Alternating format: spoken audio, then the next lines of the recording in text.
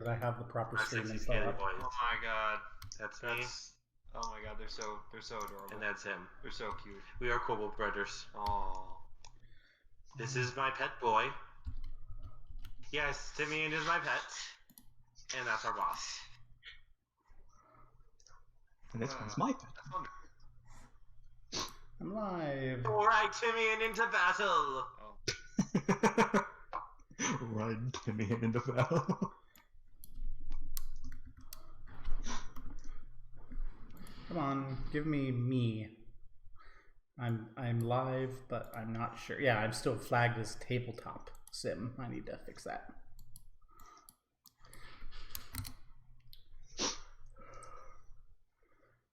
Why does it not take me to... It doesn't take me directly to the stream manager anymore. They changed something and it takes me to a menu now. Ugh.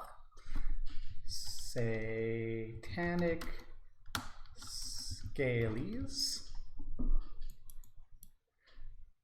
Dungeons and Dragons. There we go. Pop my chat out. Close that bullshit. Move it over. Tell your boyfriend to GTFO. And swap on over. We don't have Could anything you to look share a on. link to the thing so I could send it to him? Oh. Reopen the thing I just closed.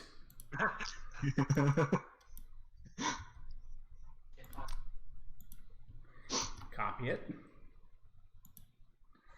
There's no one watching right now according to Twitch. Cool. Cool. Bah.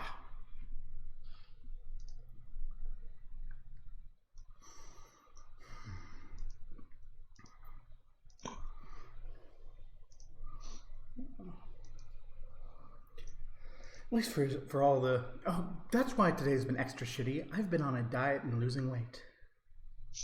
That would do it. I was about to say, at least I'm losing weight and looking good and my hair is gorgeous. Minus that one gray hair I plucked out at the root yesterday. Kill it before it breathes. I mean, I'm told that I look a lot like my birth father. I don't know anything about him as he got older because that fucking moron killed himself with heroin at 28. But his father told me that he never really lost hair and went completely white by 35. I'm hoping I don't, but if I do, I guess I'm going to go like rainbows or like pink with pale blue highlights. Something, you know, fun. Have fun with it.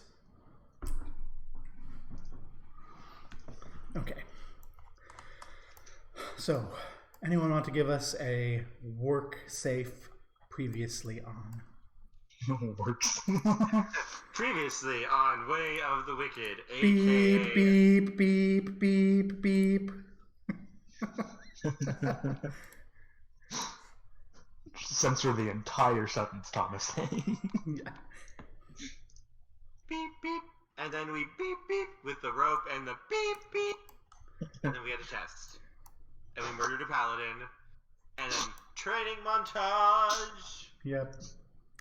I have built a mechanical good boy. And our psychopathic kobold serial killer totally boinked a psychopathic human serial killer. Yup, I totally blanked him, and we are on-off dating, and it's glorious. He giggitied his gismorgity. Also, I have tried to ask Adrastus Thorn and him both how to possibly become a cleric of Asmodeus. Yes. So we may have our rogue becoming a rogue cleric. Which totally does not give me flashbacks to a different game where the entire party was murdered because of the stupidity of a rogue cleric. Wait, what? Oh, I must have told you this story about the epic battle that took 3 sessions where the party fought like 120 orcs And then they're like, okay, we know there's more back there. The commander's back there. He's going to have guards. We're safe. Let's run away and rest and come back tomorrow. And the rogue's like, it's okay. I can kill him. And if he were a rogue, he'd have killed him. But he was a rogue cleric multi-class, and he was down a die or two with sneak attack. So he failed to kill the king. And admittedly, the party, could have left him to die and been fine. But they're like, no, we have to save him because he's our healer. And that led them into the 20 elite orc. It's not paladins. This was back in 3.5, before all the relatively early 3.5, so we didn't have all the other stuff later would come out. So essentially, these not paladins were just paladins, but I removed the alignment stuff and did like generic bravery things, essentially like what would become the knight and cavalier.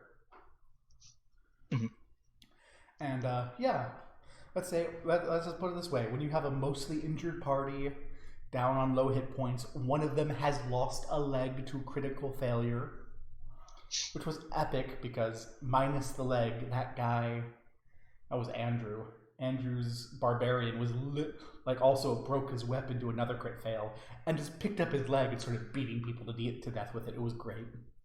It was gruesome. It was beautiful. And then they had a TPK.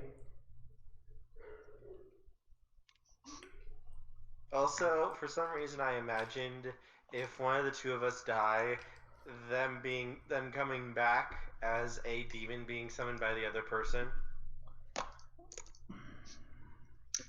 We'll see. So, yes, montage and all of that. It's gonna be a montage. Training montage. Do you want to describe your training montage? Because I know that someone was talking before game about how he had a whole training montage idea prepared. Oh, I imagine Goran just going through test after test, honing his speed, having to train himself dodging spells being thrown at him, having to learn how to move at a moment's notice, drawing his blades faster. Basically, I just imagine him going through. There's some kinds of trainings where literally you just practice quick draw with one arm, and then you do it 1,000 more times with the other one until it just becomes muscle memory. And every time you fail to draw fast enough, Theodora hits you upside the head with a whip. Him practicing his sneaking, and if he ever makes a sound, Theodora comes in with her whip of doom. Yep. Just the training from hell, and he loves literally. Literally. And then you have Dern's training, which involves studying the anatomy of celestial creatures, building his defender, and strengthening his sword arm. Yeah, but Dern's training literally, it has like Adrastus Thorn taking him into the library / workshop here, dropping a couple books on the table and say, learn it, and then coming back like 4 days later and giving a test.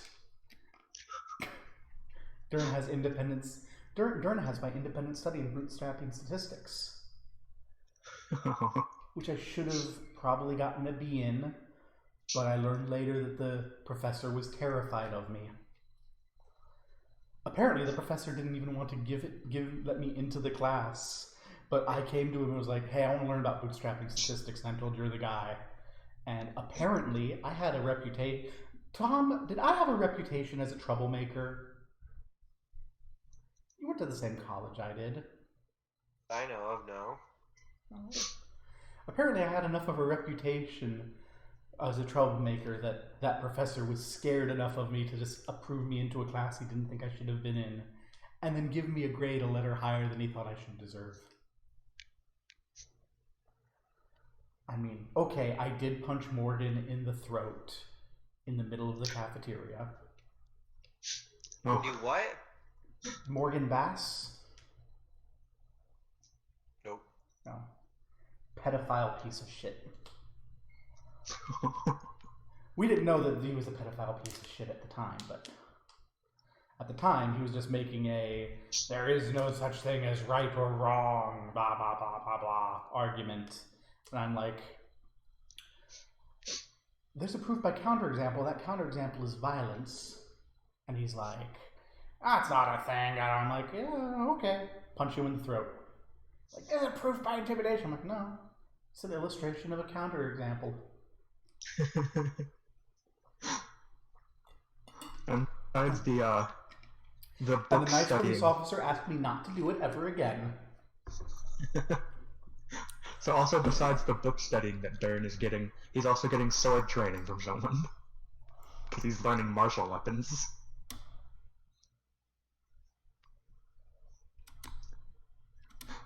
Timian. Timian knows how to use a sword, theoretically. Mm-hmm. But Dern uses his intelligence to wield the sword. Yeah.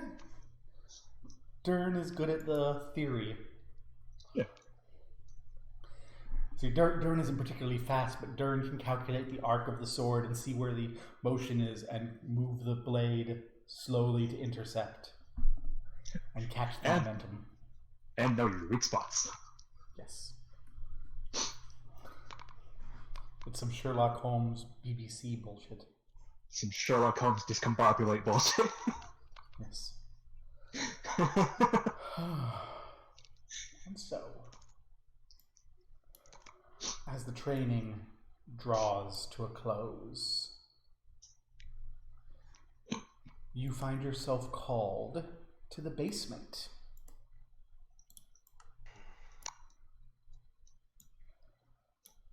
To a room that Gorin has been to.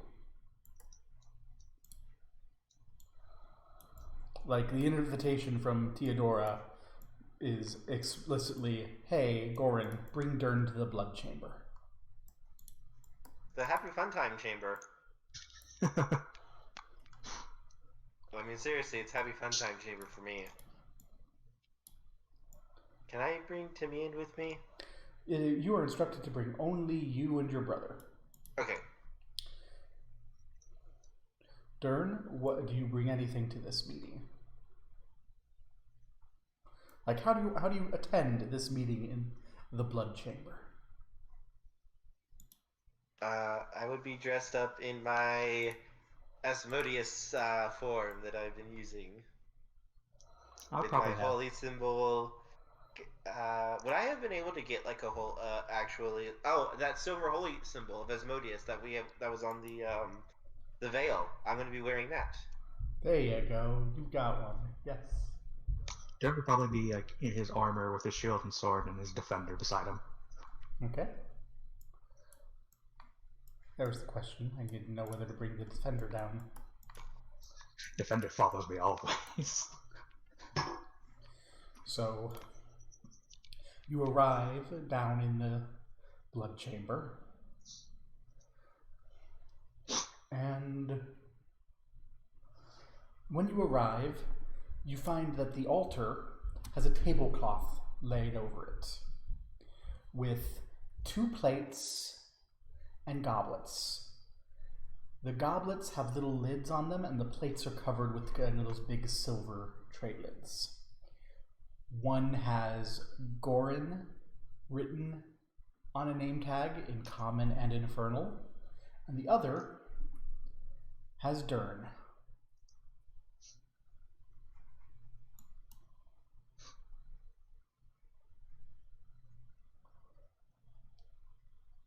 I wonder what these are. I'm going to walk over to it, take a look at it. So, what is your favorite meal, Gorin? Ooh. Probably, I think he likes humanoid hearts and They're soft, squishy bits. How does he like them prepared? He doesn't mind them raw. That's usually how he has them. So what you have is an elegantly filleted deconstruction of Elfin Child, where essentially they've stripped And to juxtapose all that the meat with off of the Dern, bones Dern's and then favorite laid thing it is back sweets. out in the So like proper form. cake and stuff like that. I'm sorry. What did you say? I was talking. What did you say, Mal? Mal? Hello? Hello? Hello? You Did I said die out? you said something What'd you we say? couldn't hear you. As a juxtaposition between that, Dern's favorite foods would be like sweets and stuff, so like cake. Yeah. So yeah, there's an elegantly constructed deconstruction of Elven Child on one of these plates. And the other plate has just an assortment of little cute tiny little pastries and sweets. This is adorable. It's fucking adorable. We have the cannibal and a person who's eating cake. Yeah. Hey, And it's there's not little cannibalism. They're not my species. and there's little chairs to either side. Is this dinner?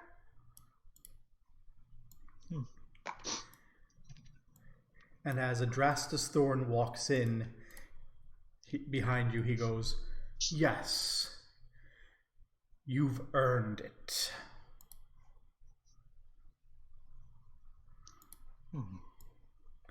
And he walks over to stand behind the altar with this large statue of Asmodeus behind him. And he gestures for you to sit and eat. I will happily sit and start eating with actually fairly decent table manners. Same here. Okay. Yeah. It is exceptionally well seasoned. Like, Goran, it's not like you're just being handed a raw elf child. You're been handled elf child that has been marinated in its own blood. And, you know, the meat's been tenderized and let just to go sour just enough. You know, like beef tartare almost, but not actually tartare. And This is good. Dern, these are just like the best pastries you have ever had.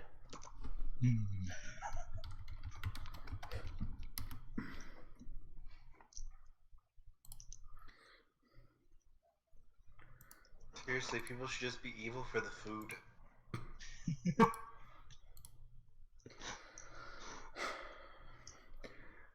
Thorn kind of looks a little sad for a moment, says, "Unfortunately, this will probably be the last meal of this caliber that you get to have for quite some time." Well, that just makes the next one we get all the more better. Indeed.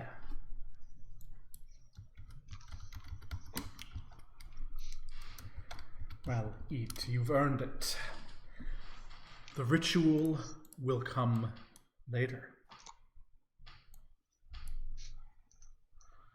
I am happily going to start eating every little bit of food I can get. Excellent.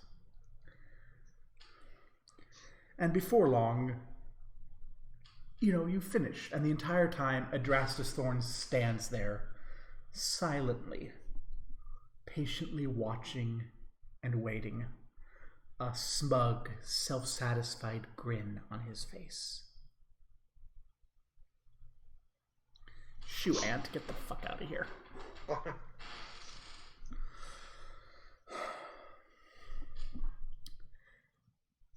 And as you finish, he claps his hands, and into the room come Theodora, Timian, Dern's slave, and a replacement for Goran's slave.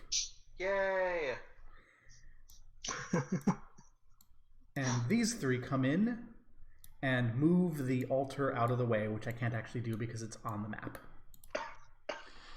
But they come in, they pick the altar up, which this is the first hint you've gotten that this isn't like carved into the floor, and they carry it back, revealing this pit in the center underneath it, filled with coals. And Adrastus Thorn casts a hand down, and those coals alight with fire, which spreads out, igniting the blood of the pentagram around you. Would each of you please take 1d4 fire damage? Yeah. Because it's hot. Ow! That's a good flame. Yeah. That's a good fire. He goes, "You are my ninth knot, my Nessian knot, my agents of stealth and sacrifice.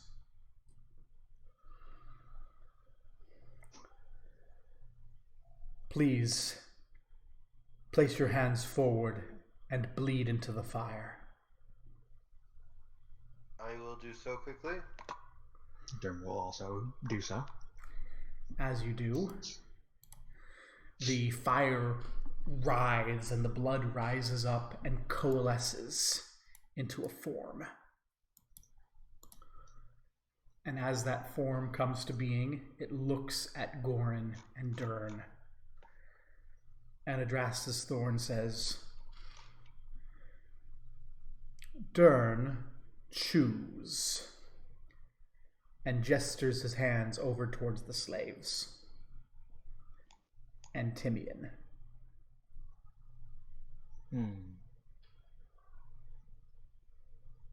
Durn his own slave.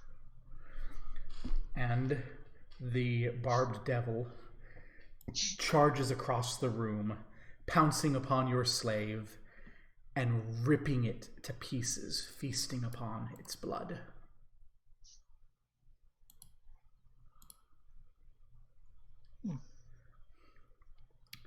And then, as it returns, Adrastus Thorn draws a long silver dagger and slices the devil's throat.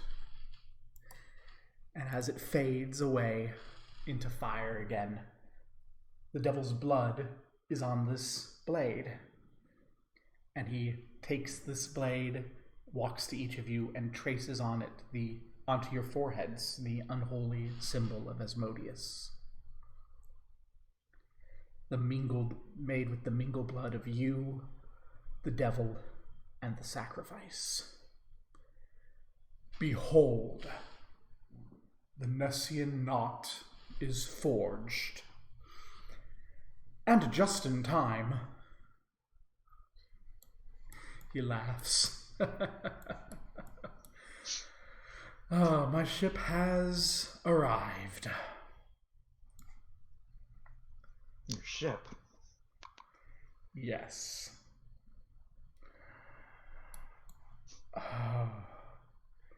There's a river behind the manor, and a dock, and under the cover of darkness, a longship has pulled ashore.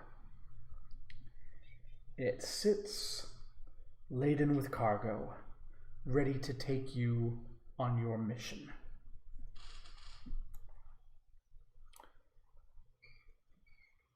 Your mission, my children, is war.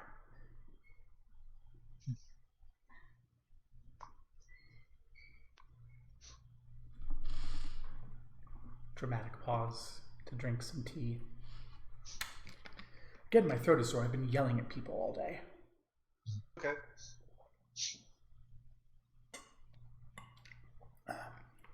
Most of them probably didn't deserve to get yelled at. But I'm not allowed to yell at the one person who does deserve to get yelled at. That's life. So, Adrastus Thorn looks down towards you. You have two objectives. He's mainly looking at Durn as he says this. First, you will see this shipment of munitions delivered north to a bugbear chieftain named Sakarot Fireaxe. He makes his camp on the northern coast of Lake Tarek, beyond the Watch Wall. With this shipment, the Fireaxe will have resources enough to unite the barbarous humanoid tribes of the north and light the fire of war. On the docks, at the docks as we speak, is the longship Frosthammer, captained by Cargild Odenkirk. It will be your transport. Captain Odenkirk is a ruthless mercenary and is not to be trusted. He knows nothing of our mission, and you should keep it that way. He knows he's smuggling cargo to the north, beyond the Watch Wall, and that is all that he need know. Once the cargo is delivered, he'll take you just south across the lake under the cover of darkness and land you near the town of Aldencross. There our contract with the dear captain will be concluded. It's a shame how greedy he's proven to be. I hoped to let him serve me again, but he's become a liability. Kill him, kill his crew, burn his ship, and leave no survivors. It is crucial that no one suspects our involvement and that loose ends are taken care of. Be sure to reclaim the coin that I gave him. It is best not to be wasteful. That done, you will begin your second task, to aid our ally the Fireaxe. His bugbears are mighty warriors, but poor siege engineers.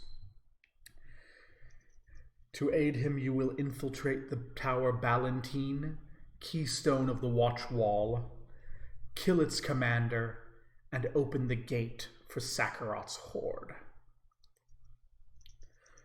Once the shaggy monstrosities pierce the Watch Wall, the bugbears will pillage and lay waste to the townships of the north, and the local garrisons will have... These guys are gone, by the way. I just realized I never took them out. They're not here for this, except Theodora.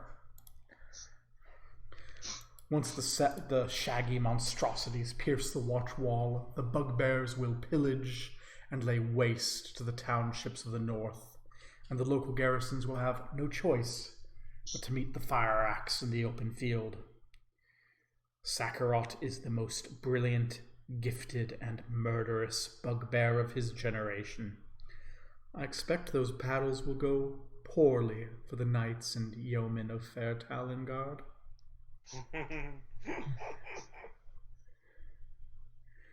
Do all of this, and when your task is done, break this clay seal. He hands a delicately carved clay seal adorned with a tangled knot of thorns surrounding a holy symbol of Asmodeus to Dern. I will have more instructions then. Succeed, and I will see that you are rewarded handsomely.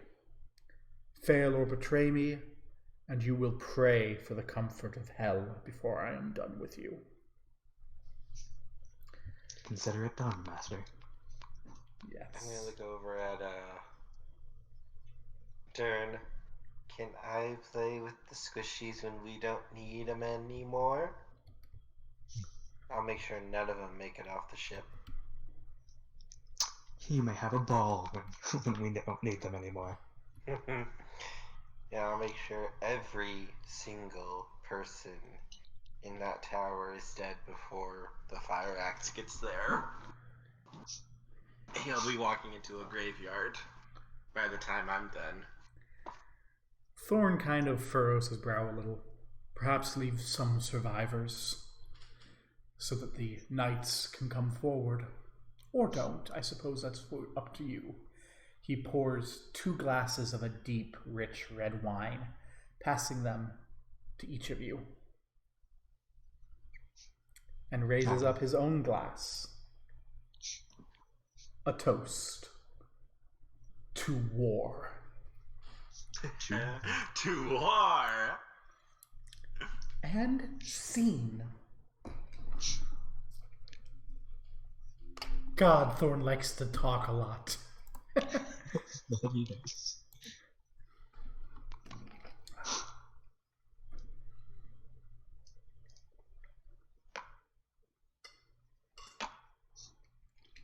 Yeah. What do you do? Start making plans, and I'm going to start asking Timmy if he knows anything about the Tower Ballantine. Okay. So, one thing you're informed is by Theodora is that Timian is not ready to go with you. Mm-hmm. He still has a little bit of work to do. Okay. But they do let you talk to him. And, yeah. He tells you that the commander of the Tower Ballantine is Sir Thomas Haviland. He can sketch for you a crude map of the tower, which I will need to make for you, and I will give to you by the time you get there. Okay. He marks on it the rookery.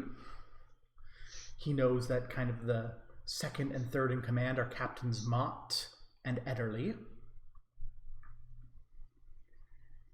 And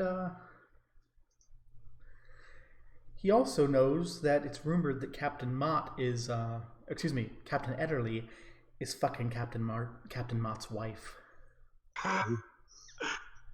Big brother, could we use that against them to make him,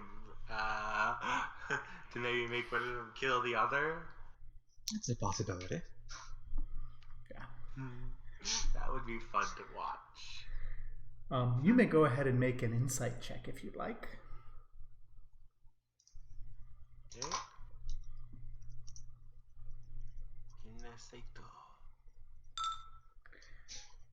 Dern, you get the sense, as Theodora stands there alongside you, that she, and probably by extension Cardinal Thorn, had no idea that Timian was of Ballantine until the moment that you came to ask him about Ballantine.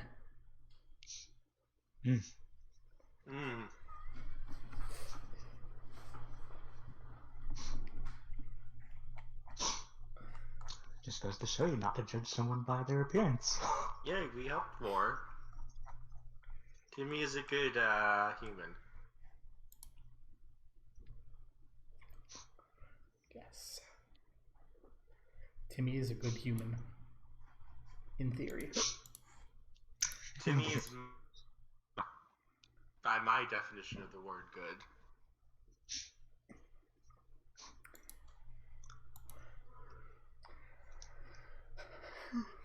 So,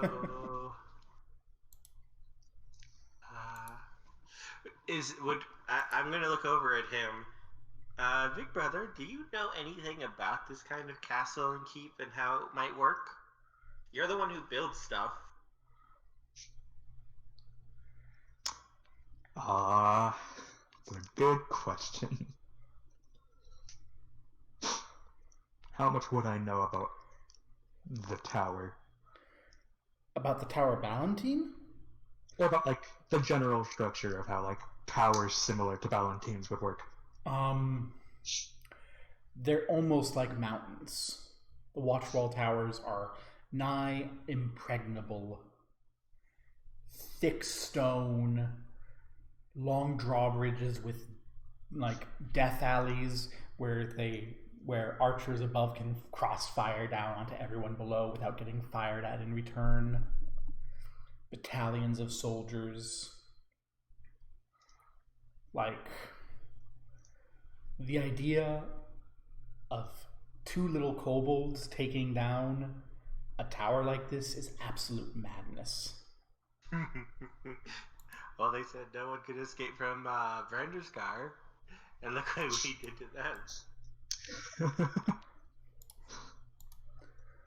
I'm gonna look at Theodora. Would it be possible before we go Is it possible for me to get some poisons? Theodora shakes her head. No, unfortunately, it would take time for the poisons to arrive, and we are... Well, you're leaving tonight. I'm gonna nod and then look over at Dern. We get to plot and plan how to take down a keep. This is going to be fun. It's going to be hard, but yeah, it'll be fun.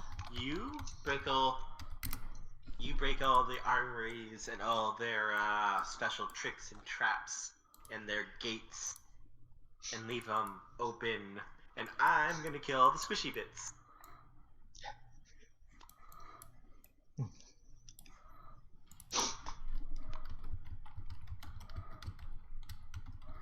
Okay. So, are we ready to head to the Frosthammer? Yes. Say goodbye. What form would we want to be on the Frosthammer? What form do you want to be on the Frosthammer? I would be asking Big Brother this.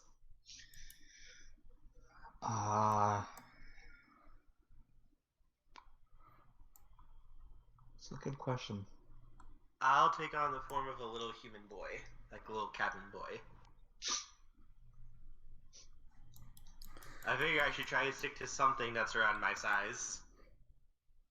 I guess Dern will take the appearance of a halfling. So, Theodora is escorting a little human child, what, 8, 9 years old? Yeah. In what, a little sailor outfit? Probably. And a halfling to a longship. Yep.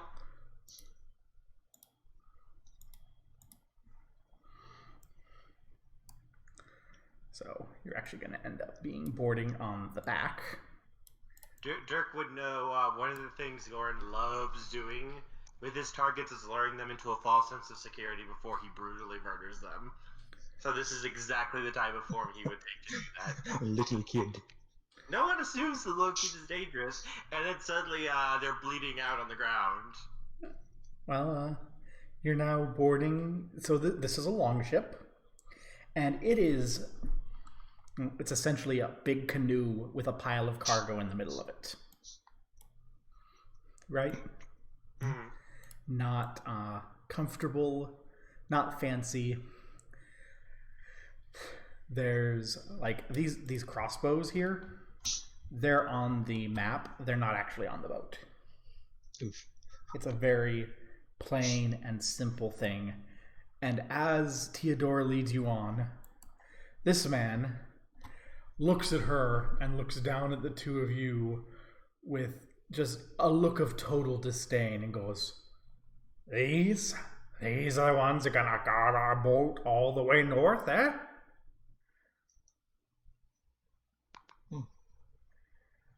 Are ya? Yep, that's my job. Yeah. Don't judge us just based on our size. We're a lot more handy than we appear. Well, then I guess I'm taking you to the cursed north, past all hope and life. I can't quite tell if this guy is Georgian or Scottish.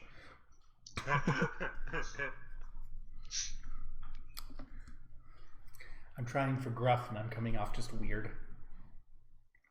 But yeah. The second he does, so at that point he just looks and goes, I guess you're gonna want the tour. He points over. Cargo. Skiffs. Front crew. Back crew. Sail.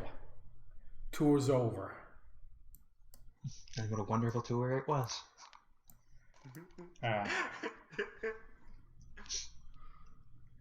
Well,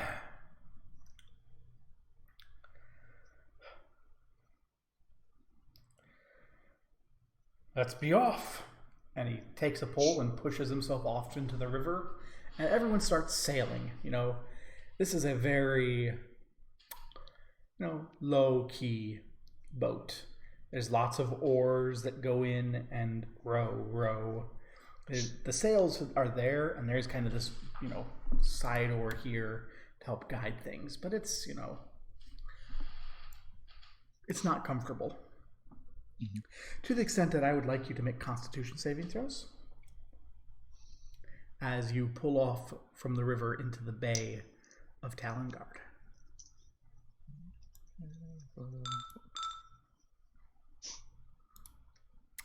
So, y'all ain't never been on a boat before, have you? No, apparently not. I'm over the side, heaving my guts out. Yeah. Dern's uncomfortable, not quite heaving over the side quite yet, until the first time a crew member needs to go and just drops trow and shits right off the side of the boat. Dern's probably just sitting on the shoulders of his steel defender, hurling over the side. Thank you for reminding me. I need your steel defender on here. We forgot your defender. You forgot Puppo. There you go. Have named him Lord Flufferkins. What's not for? Oh. What's his name? Lord Flufferkins. No one will ever see it coming. Sure. Mal, what's its name? Let's go with that. Lord Flufferkins. Odenkirk is definitely looking at you guys oddly, but is not looking as oddly at Lord Flufferkins. Okay, it's a halfling and a kid with a scary construct. I'm sure it's fine. I'm sure it's fine. So yeah, the first half a day or so isn't that big of a deal.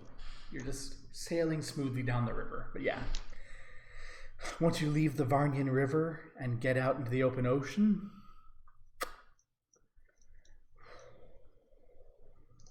you start getting a little blargy.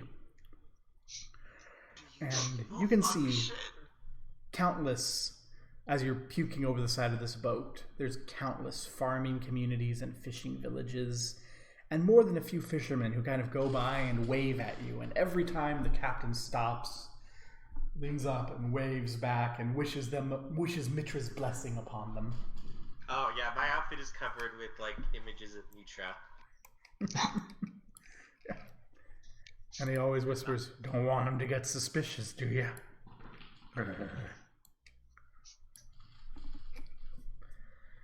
Yeah. And thus things go for about the next week as you start to pull towards the great city of Davarin, the largest center of civilization along the eastern coast.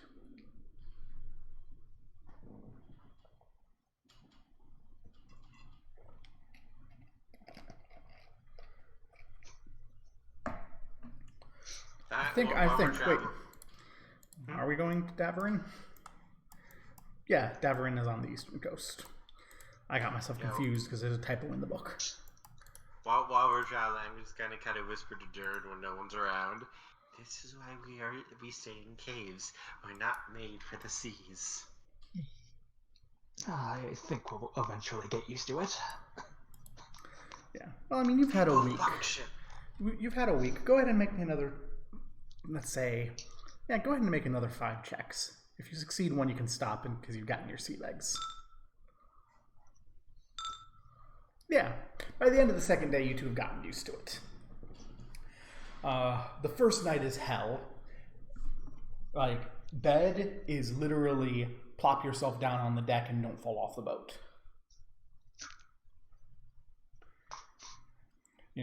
Breakfast, lunch, and dinner is beer and hardtack. It doesn't take very long for you to get used to things. I'm just gonna, if we have clean water, I'm just gonna drink water. You don't. Oh.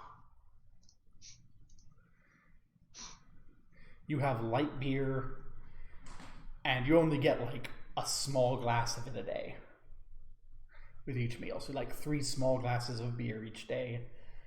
And this thick, dry hardtack.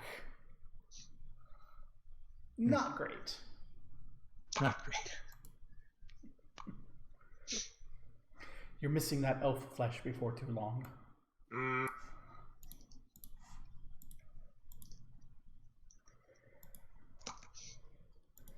Yeah. As you approach Daverin, Odenkirk takes the boat out a little bit of a ways to sea to kind of stay away from Daverin so it's not noticed. And then you head a little bit further.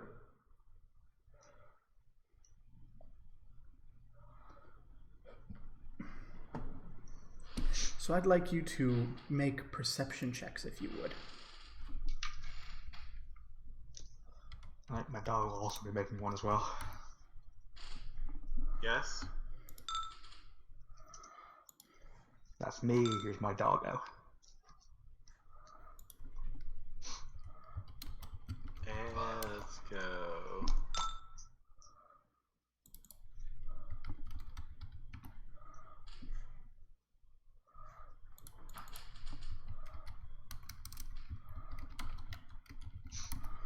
Okay. So the doggo pokes Dern, Gorin sees, and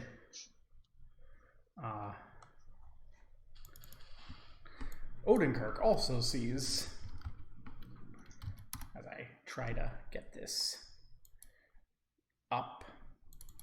Yar. Thank you. A ship coming in. In fact, the first person to see is Dern as Lord Flufferkin pulls him out, and he sees a small 2-masted patrol boat sailing sort of towards the ship.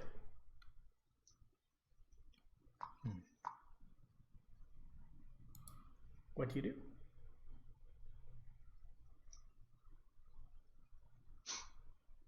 Probably notify Odenkirk about it. Yeah. So as soon as you do that, Odenkirk looks over and goes, it's a patrol. She's seen us. Sure as damnation. And there ain't no way Frosthammer's gonna outrun her loaded like this. One look at our cargo and they'll know us for what we are. Weapons smugglers.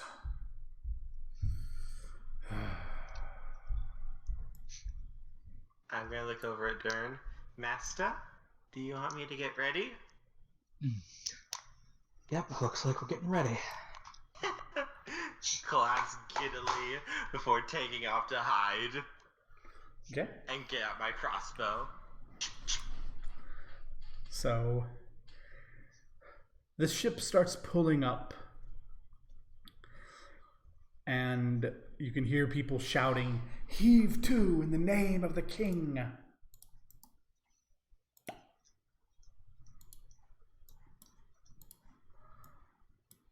That's a big ass boat.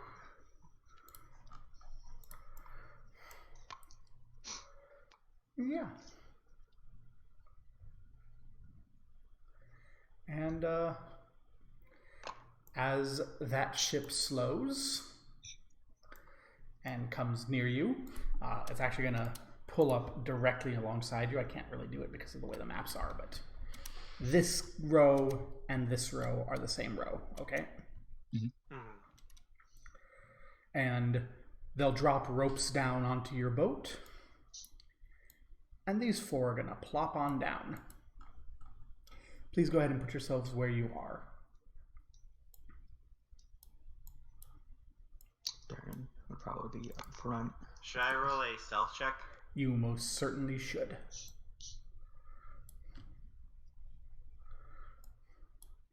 I'm trying to think if there's any way I could have advantage on this roll. You had 10 minutes to hide. Have at it.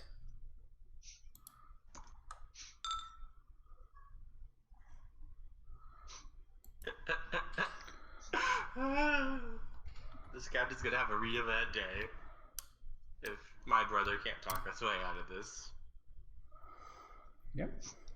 They're immediately going to find out if they check the things. I'm not sure talking is going to be the thing that we do. Keep them from finding out. Keep them from checking. So as they settle down, this gentleman steps forward and says, "I'm Captain Sambril. In the name of the king, I demand to speak to whoever is in charge." I just have my crossbow sight on for my hiding spot. Yeah. If you don't do anything, Captain Odenkirk is going to come forward and go, I'm in charge.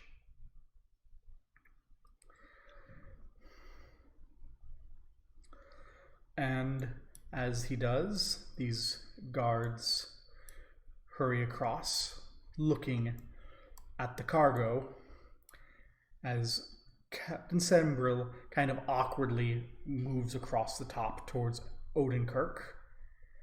And one of the guards lifts up a long spear and a shield painted with a bugbear emblem. The moment they do that, I'm firing at the captain. Okay, go ahead and make your attack roll. Alright, give me 1 second. Because I have...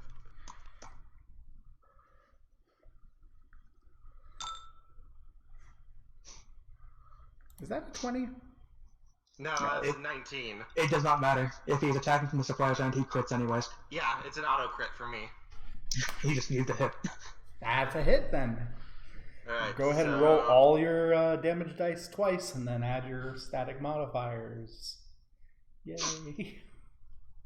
And sneak attack damage is not doubled on a crit, if I remember correctly. It is.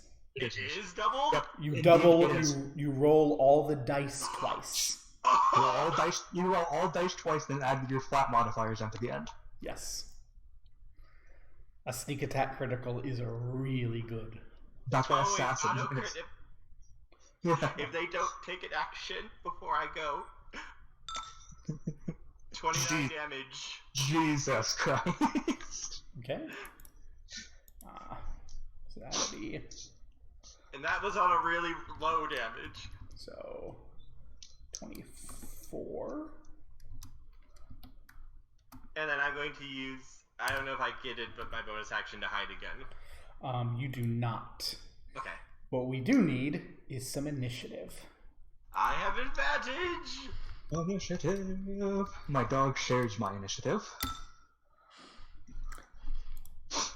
It goes Do immediately I have after. a stat block set up for you yet? Because I've deleted all the ones I don't have prepped. I do not have a stat block for you prepped yet. Oh, because I was going to use that. Okay, so let's go ahead. Time for a clusterfuck of a fight. For a comfortable fight, yeah.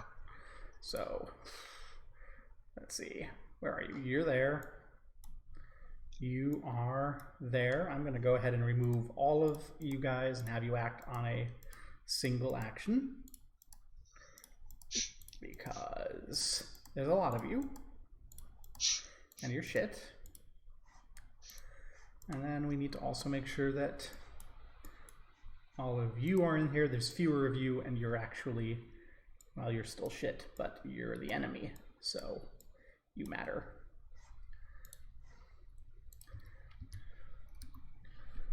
So you guys, have you rolled initiative? Yep, I have a 16. My steel defender acts immediately after me. 21. Okay. Odenkirk is before. Goran is up at the top. Lord. Is Lord Flufferkins not visible? Lord Flufferkins is visible. Okay. He shares my initiative, but acts immediately after. So they're up there, and then we have 1, 2, 3, 4, 5, 6, 7, 8 of you. I'm going to give you each different initiatives because I hate myself. So 11, 12, 14, 16 after you, to 14, 18, and another 16 after you. Gorin, you get to act again immediately. And I get my assassination bonus. Yes, you do. I'm going to attack Captain Edward again. Just destroy him. Pretty much. That will hit again.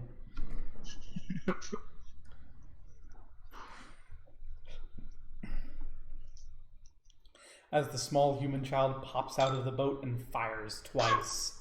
Jesus. If I get to go first, you're One going arrow, to die. one arrow into this captain's chest, and as he drops to a knee, the other one straight through the throat as he falls to the ground.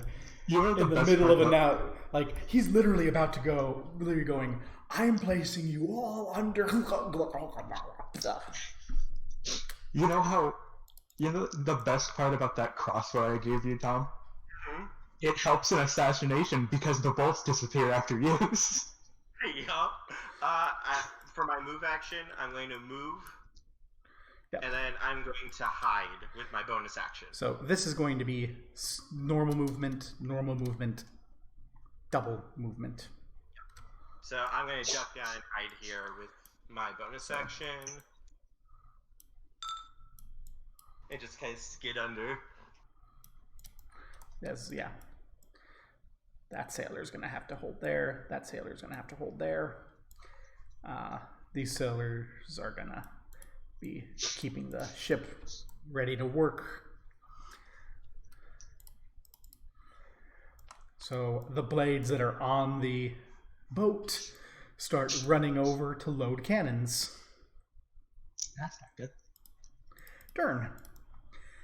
Again, this and this row are the same row, and there are currently 5 ropes draping down from the big ship down to you. So it takes double movement to move on the crates. Yes. I can move right up to the soldier. And I will attack the soldier. Or the sailor, I mean. Okay. With my long sword.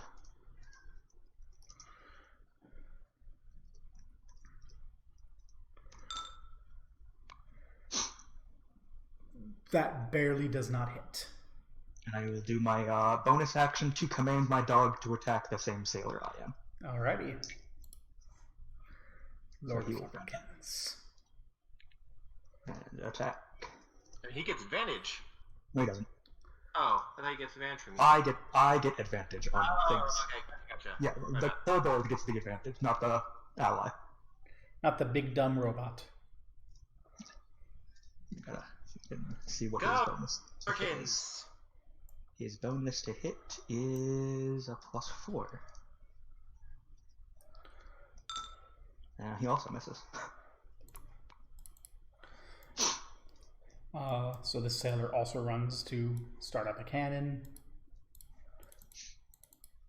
This sailor hops over here, drawing a scimitar to attack one of your sailors. Failing miserably. But not actually crit failing. This one you hear a voice on the other side say, "They're too close for cannons! Get crossbows!" Go to get a crossbow. This one is gonna hop off here and attack Lord Flufferkins. Does a 12 hit? No. Nope, he's at AC 15. This one is going to attack you, Dern. Flufferkins is going to use his reaction to impose disadvantage. Okay. In that case, it's a 12. Not. This one is going to hop over here and attack this sailor that's nearby. Missing. as Captain Odenkirk screams in anger, unhinges an axe, and bounds towards 216. With a Jesus. critical hit. So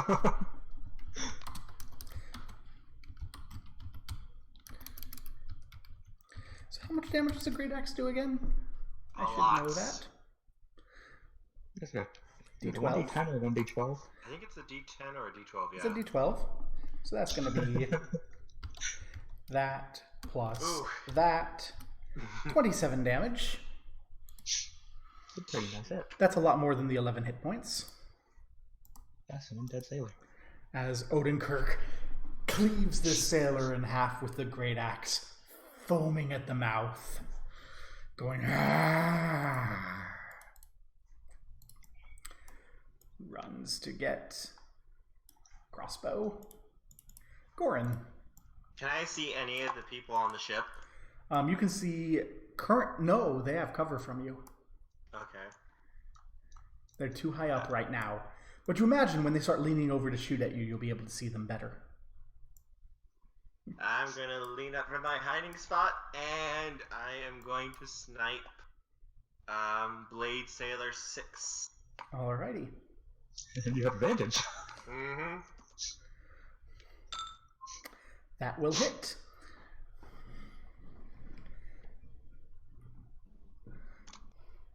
Unfortunately, no longer doing the assassination thing. Not that it matters. And then start moving over, and we're gonna duck down and hide again.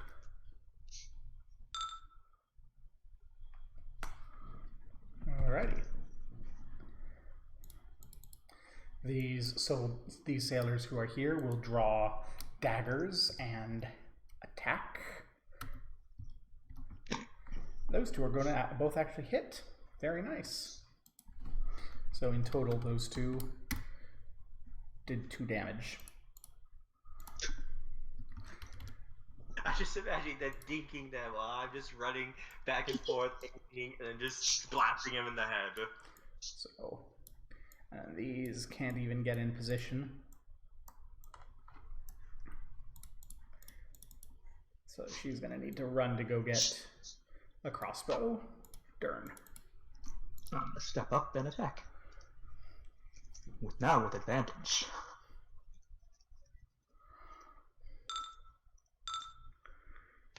Got 21 will hit. So D 8 plus 5. How'd I roll a 1 on a 1? No, I was 1d8 plus 5. There's your 1d8 problem. plus 5. What? You actually have to roll it. You can't just type it. Dumb. There you go. That's a dead. And I will use my bonus action to command Lord Flufferkins to start boarding their ship. Alrighty. Lord Flufferkins needs to make an athletics check to climb. That he does. Good thing he has athletics as a skill. Does Lord Flufferkins use the rope? Probably not. I don't imagine there's enough manual dexterity. He probably just like claws his way up the boat. Okay, give me the athletics roll. He is made out of adamantine, to be or mithril, to be fair. Hopefully doesn't... Lord Flufferkins is now in the water. It's fine. Made of metal. Sinking. Doggy paddle. Sinking in the ocean. Can I use my reaction to cast Featherfall to make him fall slower so he can just land on the ship? He would not be landing on the ship if you were crawling up the side of the other boat.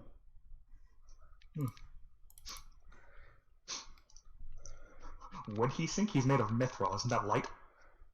Is it lighter than water? It doesn't matter about how light it is. It matters how buoyant it is.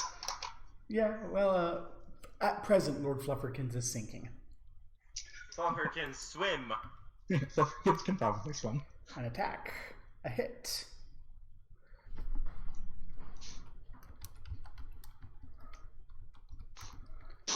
A failure to enter in dice codes.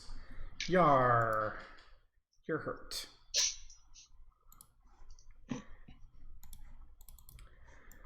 She's gonna hurry back this way, not quite getting back.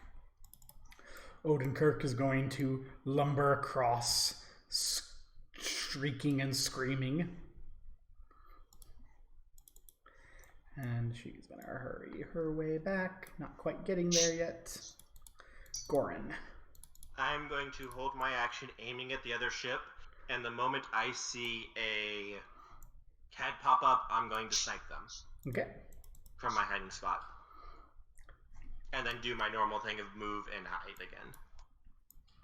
So we've got 5 of these coming at that one person. That's 4 hits. There we go. They surround her and stab her to dead. Yeah. She's dead. Put. Not quite getting back in time. Dern. I will walk over to the ropes and start climbing up. Give me an athletics check. It is easier for Dern than it was for Lord Flufferkins. Yeah, but I have a -2. Dern is now in the water. Quick command, Flufferkins to swim. I don't need to. As long as Flufferkins can move on his own and use his reaction on his own. Yeah. Lord Flufferkins needs to make a athletic check to swim.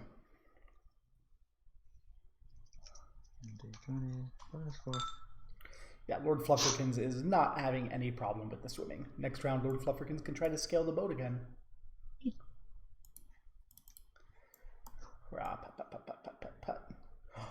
We have our first one leaning over the edge, Gorin. So this attack would normally be with disadvantage because of cover and distance. So it's only a regular, not an advantage attack. Okay, I'm just double checking to make sure I don't have anything. I don't think I do, but I'm just double checking. You have advantage, which cancels out the disadvantage. Yep. Such as not hit. Yep. Okay, I don't have the sniper feat yet, which I will be getting next level. That would get rid of that. That's a crit. That's a crit. Sadly, no sneak attack though. Yes. It's not. If you you need at least disadvantage. You need at least advantage on the attack roll or an ally nearby. Okay. Yeah. You don't have a good enough aim to get a sneak attack at this distance. To be fair, I do enough damage to auto kill them anyway. With the crits. Yes, you do.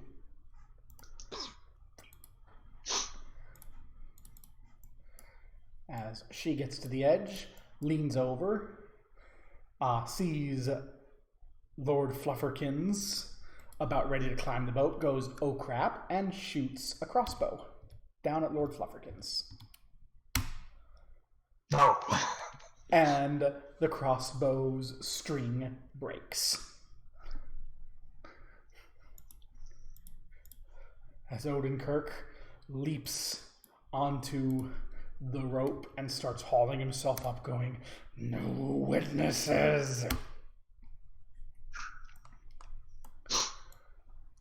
I can't see anything on the boat. You can currently see 12. Okay. Can you not actually see? No, I can't see them. How about now? Hey, we can see them now. You go. I had night vision, sorry. Okay, it's not nearly as scary as I thought it might have been. She steps forward to the edge with her crossbow, looks down. From her perspective, she sees Odenkirk climbing. She's going to shoot at Odenkirk. That does not hit Odenkirk. Yay, his armor. Gorin. You can see 12 and 127. Is Odenkirk by 12? Yeah, not yet. Not from an advantage point of view. Okay. I'm gonna try to snipe 127. Okay. That's a hit.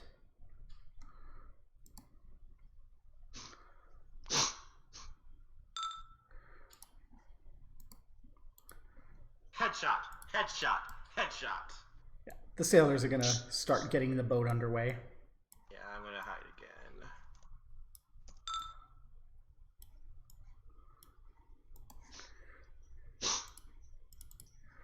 As she goes, oh shit, runs forward, drawing a scimitar, and tries to smack down Odenkirk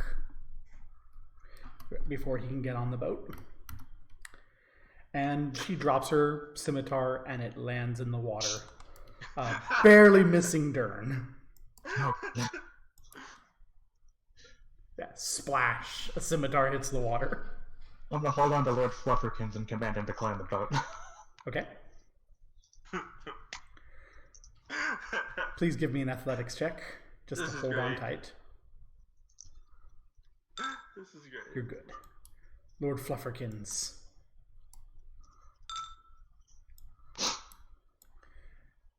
Yar! Next round, you'll be able to leap over the edge of that boat.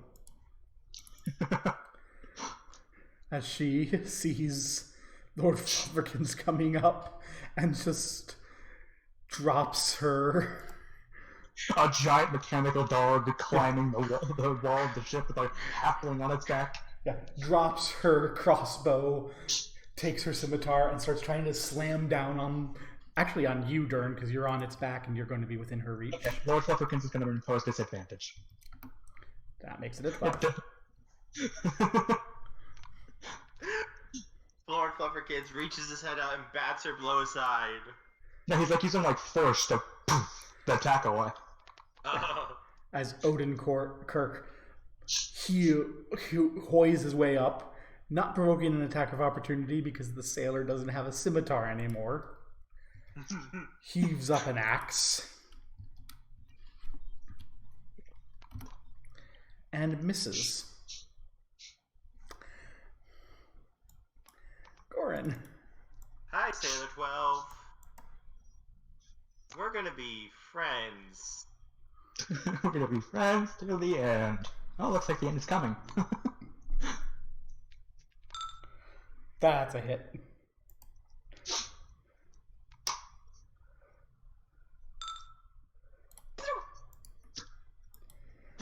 Look like it's the end. And we're hiding. So, this sailor is now, like, holding nothing.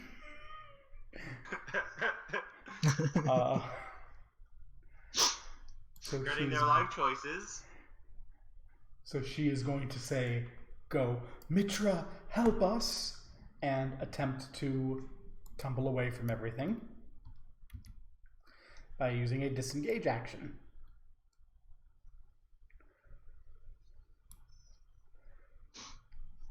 And then hauling over to this end by the cannon. Dern, you can hop up on the boat. Firebolt. So I'll hop up. I'll cast Firebolt on there. And the funny part is I don't even need tools anymore because my sword can count as my focus. Nice. I just imagine you slashing your sword and sending a bolt of fire at her. That hits. And I'll command Lord Flufferkins to charge at her. And she falls down to one knee, very badly injured.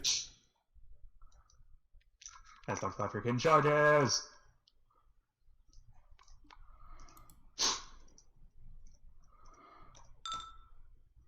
How do you want to do this? Well, his thing is called Force Rend, so I imagine his teeth glow like with magic force as he just bites her throat out. Yeah. It's bloody as blood goes everywhere. Yeah, because it does. Let me just check how much damage this thing does. It does at least one. So More than one. More than the one hit point she had left. It does 1d8 plus 2 force damage.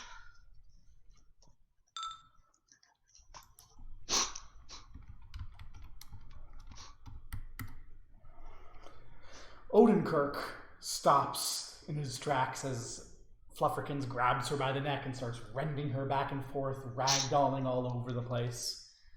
Turns around and starts puking off the side of the boat.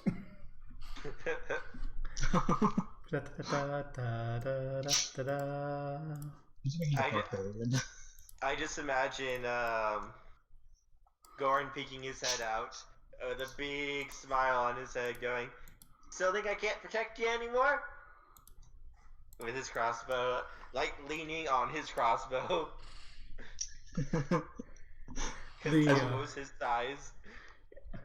The sailors kind of go, "You're good with that," as they toss these, as they like tie little weights to all these bodies and drop them off after stripping them of their equipment and adding it to their supply. I imagine Darren is just like scratching under Lord Flufferkin's like chin. Who's a good death machine? Yeah.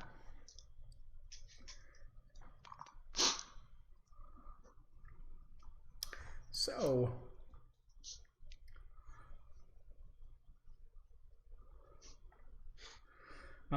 what do you want to do now? I'm just gonna wait for my big brother to come back. Or my master, as I call him now. I'll head back. Okay.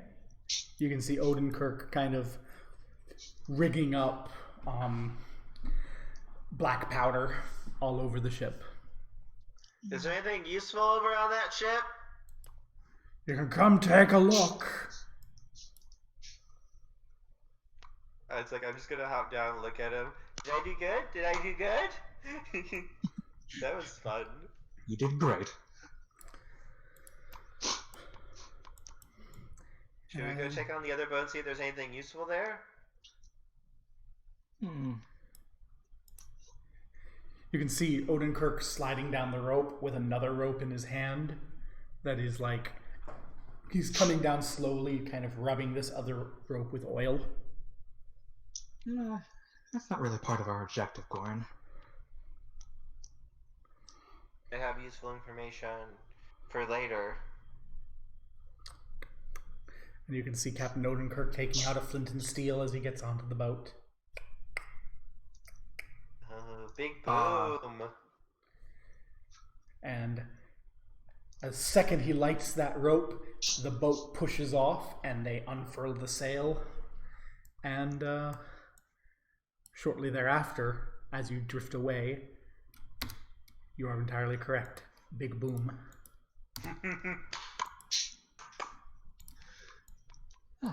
That was enjoyable.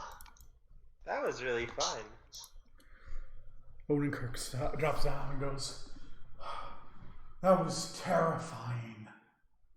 We were almost caught by that. Oh yeah. We're okay. Any injuries?" And this one guy back here raises his hand. Let me get that for you. I'll cast Cure Wounds on him.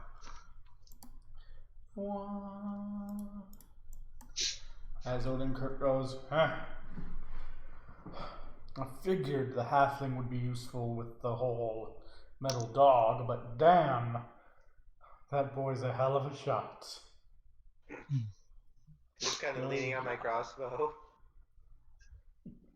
It's a good boy.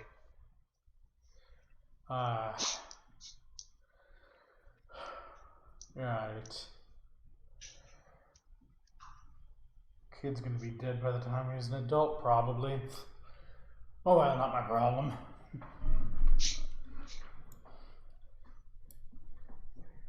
And he says, "Aye, someone take these scimitars and crossbows and separate them. We'll sell them later. They aren't part of the shipment that we've been paid to bring north, huh?" And one of these guys does come out and pulls the scimitars and crossbows and armor that they took from the sailors and piles them up in the bow of the boat. separate from all the crates.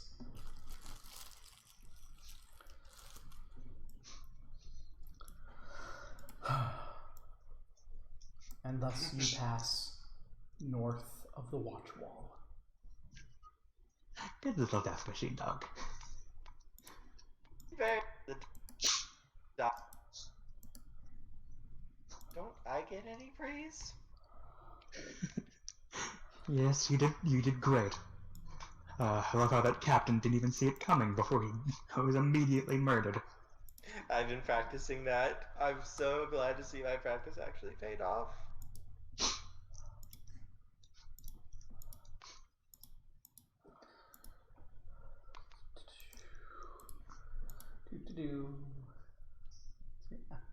I'm just gonna head up to my little spot and just kind of get into my little hiding spot and just relax, crossbow weight in, just in case anything else pops up. Okay. This is my little nappy spot too. Well, nothing else is going to pass by today or the next day.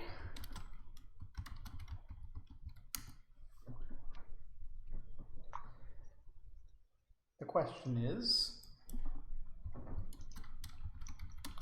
where do y'all rest? I'll probably rest near where Gorn's resting with Lord Flufferkin keeping watch. Okay.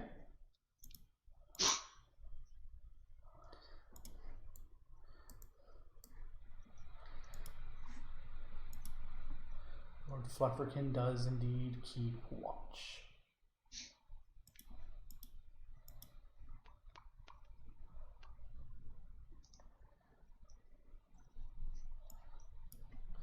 I try to see if there's a generic for this or if I have to quickly build an NPC. Come on. Of note, Lord Flufferkin has dark vision 60 feet. Okay. As well as understanding every language I do. Okay. Also, I'm going to share this picture. I know it's too anime and such for the setting, but for some reason I just imagined if we used our circlets to turn into humans. That's us. You're the one with the sharp tooth hat. Yup.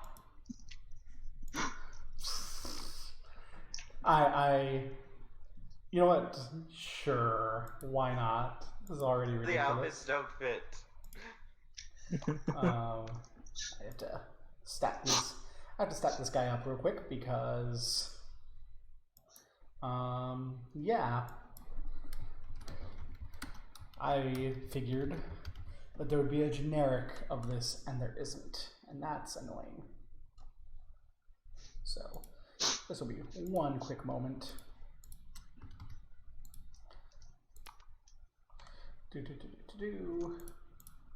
Bop. Bop. Bop. Bop. Bop. Bop. Bop. Bop. Bop. What do you use? You use that. Okay. Da-da-da-da-da. Bop. Bop. Bop. Bop. Bop. Bop. And how do I want to set you up? I want to set you up as that, that, that, that, that, and that. Don't care about that. I need to quickly hit character sheet. Need to quickly hit that button and that button, and we need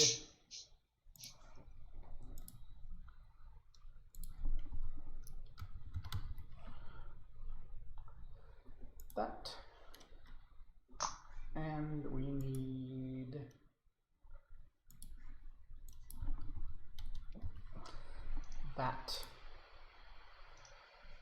And we're good to go. Wahahaha. We're ready. I am on top of things. So yeah. It's night. So it sounds like you two are resting and Lord Flufferkins is keeping the eye out. Yep, he has dark vision 60 feet. So all of you guys are going to have torches. As we actually go over into night vision. And I need to give you dark vision. There we go. So I will be asking Lord Flufferkins to make a perception check.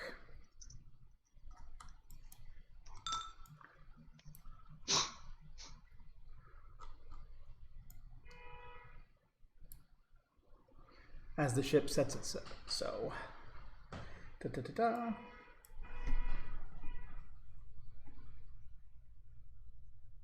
Okay, it's not a problem. Honking horns, etc. So, everyone is all nice and at rest as they come in. And that's slightly annoying, but that's fine.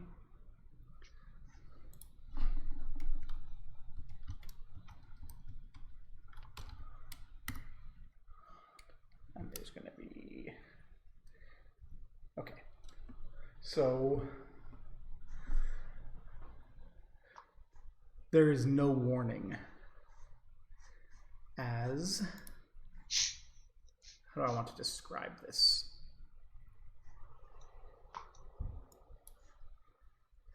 As water begins to jut aboard the ship. And you are awakened. I'm going to say disadvantage on your initiative rolls here. But I have advantage. This is just As well.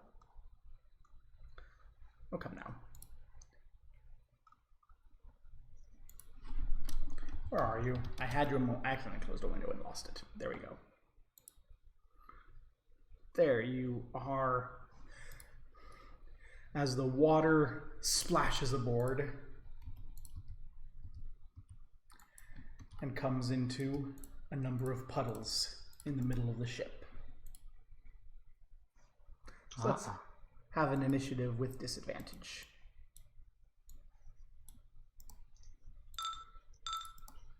So mine's 6. 15. Oh, I've got someone in here twice. Good thing Lord Flufferkins does force damage.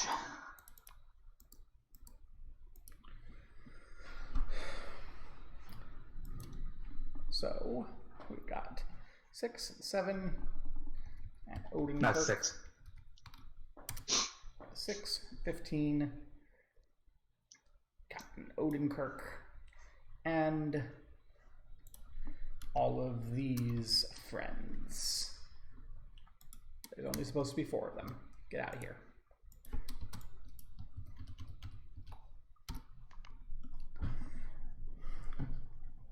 So, 15 after you, 16 before you, 11, 9. Oh, Captain Odenkirk also has disadvantage because he's sleeping.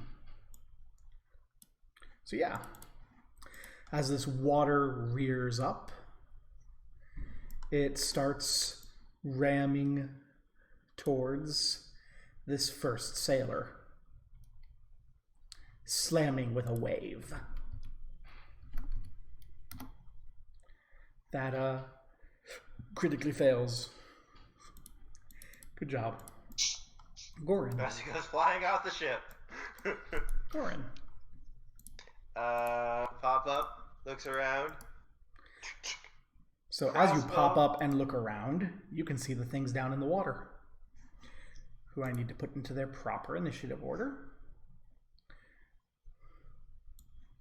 So let me get them in here. I wrote their initiative beforehand and wrote it down. I am nice and prepared for this, even though I didn't have stats for them. Yay, me. And you actually rolled shit. Oh.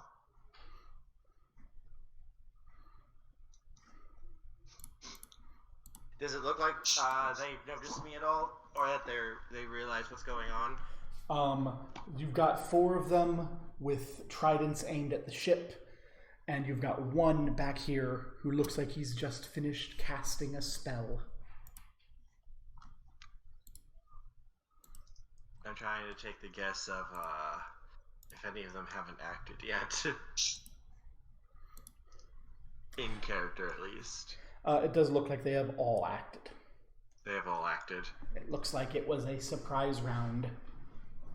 So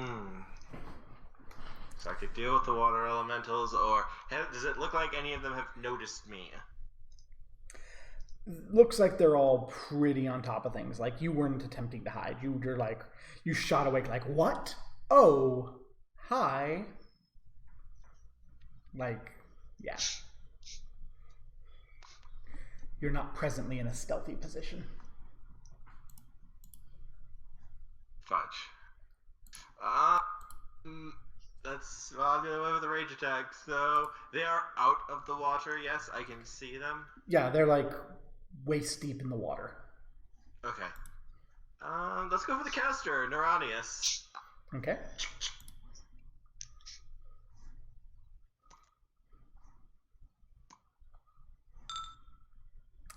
That will hit. Sneak attack, though. No sneak attack, just damage. Whoa, okay, yeah. Just I magic. misrolled that. I misrolled that. I accidentally did my sneak attack instead of my normal damage. Okay. 11. So it Okay. should have just been 6 plus 5. And then I'm going to slide over here and hide again. Okay. After making my shot.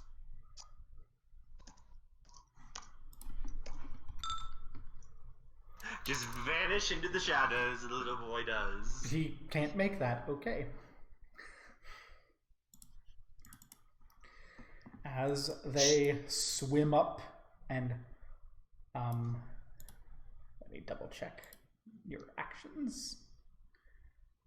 Yes. Swim up and actually they don't get onto the boat, they stay near it in the water.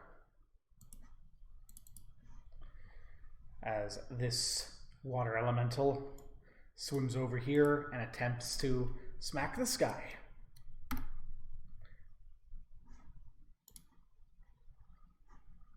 Hitting.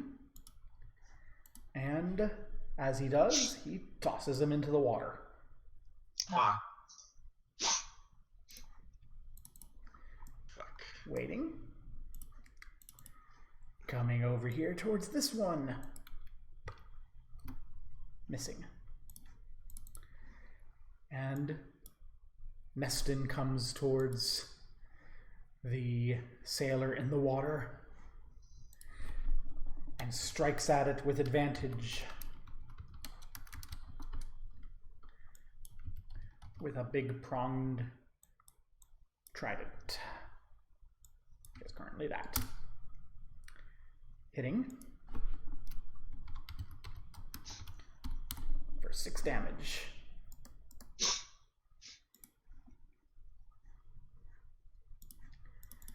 Odenkirk wakes up and goes, "Oi! What the hell are these on my ship?" And this one washes its way across the ship, unaffected by the difficulty of the boxes, but failing to hoy this guy overboard. Dern. I will cast Firebolt at Small Water Elemental 24. Okay.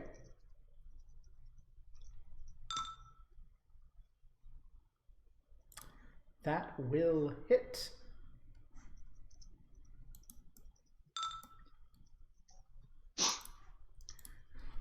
I will use my bonus action to command Lord Fluffernutters to attack Small Water Elemental 115. Okay. Go, Lord Flufferkins. Eee. Sad face. That does not hit, unfortunately. Sadly. As Nerianus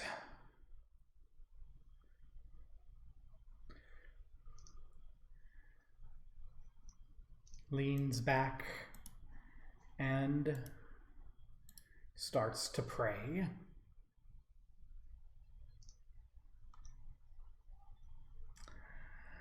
And what exactly do you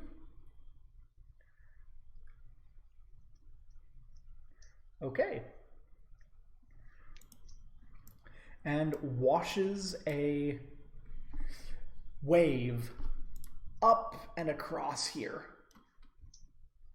through Lord Flufferkins and these sailors.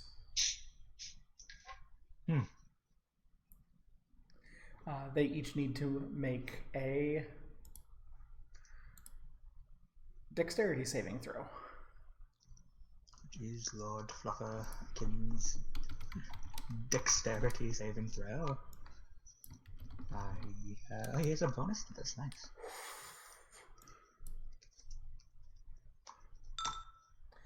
So, Lord Flufferkins makes it. The water elemental is immune. The three sailors fail. And the wave picks them up, smashing them back against the boat.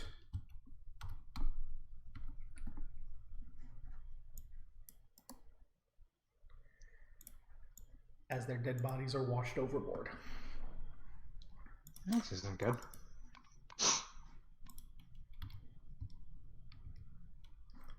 Wham, Miss Gorin. Holy shit. Deal with the caster. I'm Yeah. trying, okay? Pop up out of hiding. And snipe Neuronus, hopefully with advantage. Yes, you have advantage. You were hidden. That will hit. I'm trying to deal with the caster, okay? I'm trying really hard.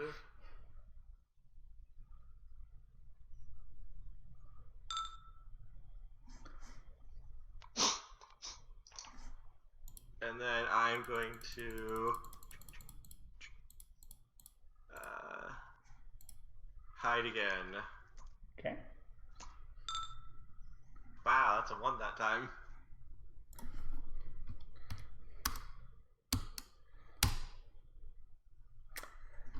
As you run over to hide, you can see Nerianus' eyes watching you as you bolt down, acutely aware that he knows where you are. Holding to receive, holding to receive. Tut-tut-tut. Hyar. Hoy. Splash.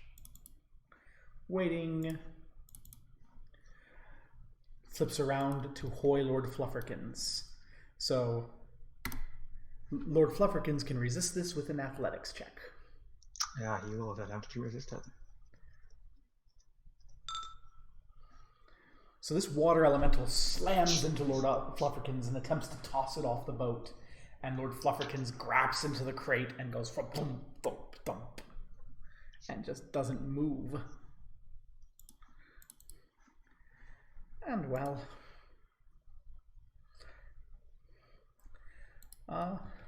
this guy does a bit of the old stabby stab on 205. If I try to find, there we go, the damage. Taking out another one of the crew. God, we're losing crew members. As Odenkirk goes, "Aye, my crew!" and runs straight towards this elemental, heaving up his axe. Hitting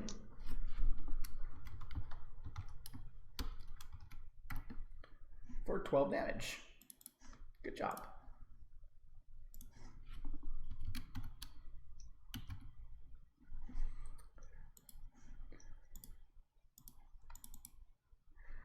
This one whips around to Odenkirk and attempts to toss him off the boat. I will impose disadvantage. Well, that's a good thing you did. Because that was a 23 there. No losing Odenkirk. And Odenkirk, the elemental flips him up. He's getting over the edge, and Odenkirk slams his axe into the side of the boat and tumbles back forward, barely not going off the edge. Turn. I'm gonna actually focus fire on fucking. I'm gonna Neuronus. firebolt. Yeah. Okay. How does he look, by the way, with 2 arrows at him? He's not looking super great. Stop there, failed. Yeah. As your firebolt comes down, he just swashes up a wall of water. And I will command the Flufferkins to keep dealing with the elementals. Okay. To attack. That barely misses. 7 miss. As Lord Neuronus, not Lord Neuronus, just Neuronus, looks to Gorin and goes, "I've seen your face, lizard. In my dreams, the goddess calls me. You will perish this day." Oh, fuck. And as he raises his hands, storm clouds swirl above the ship. Oh, fuck. And he brings his hands down, and I would strongly advise you to make a dexterity save. I must activate the parkour!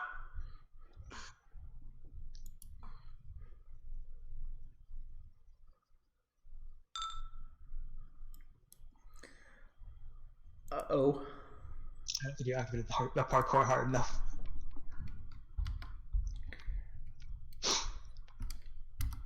Please take 12 damage as a bolt of lightning strikes you. I need healing. Good thing I'm right next to you. And the crew is finally up and at him going, "Oh shit, oh shit." So we get a bunch of puny little 1d20 plus 3 attacks with their little daggers. Which, I mean, they're doing some damage, I guess.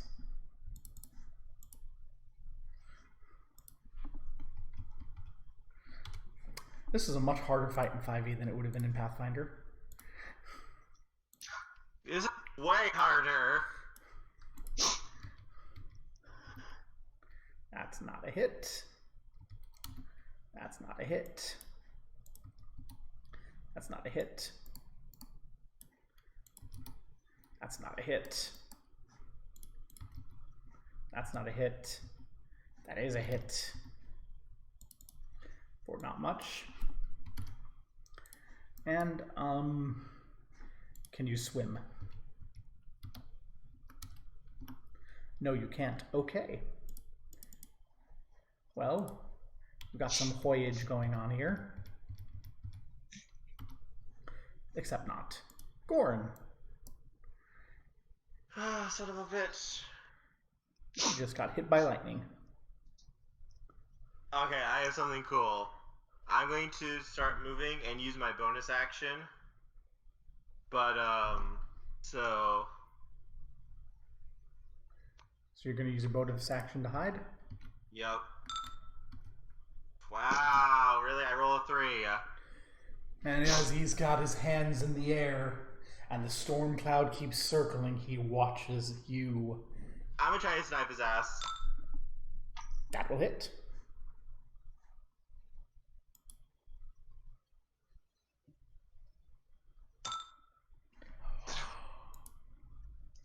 You're gonna be so angry. 1 hit point.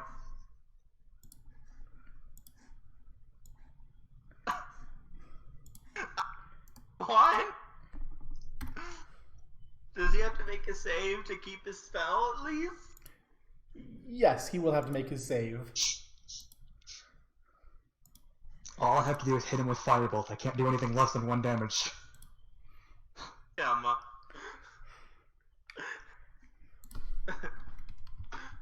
That's the part I'm worried about. The spell dissipates as these keep sitting around, going, "What the heck?" And this one, who's been the only one to pull off any hoyage, keeps trying to hoy people overboard. Stop hoying! Stop! We need them! We need to for a little bit longer. Stop it.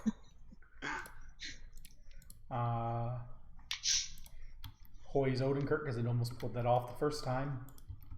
Disadvantage. God, that's so nice.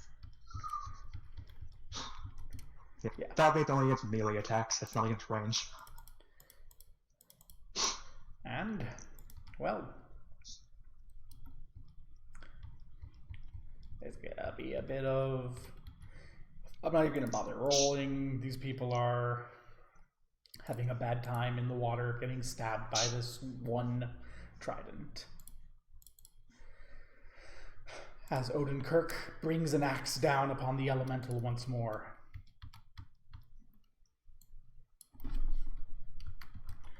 Not really, I'm doing a bit of damage. But it's definitely a case of these things are much tougher than he's expecting. Is there hoyage? Nope. All of these Tritons are just so bored right now, I guess. Dern. The real question is, should I heal Gorin or attempt to murder Nereus? That's the question. Nereus will act immediately after me. If you take out the caster, the elementals might vanish though, too. I will attempt to firebolt Nereus. That will hit. And I can't do anything less than 1 damage. I just imagine you as you like, don't hurt my brother.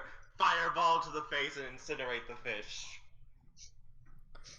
And Neuronus falls limp. And the water elementals do not disappear. I will use my bonus action and Lord Flufferkin to attack the water elemental. Okay.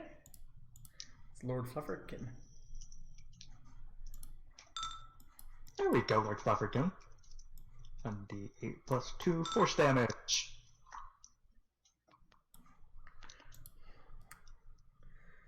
That will hit.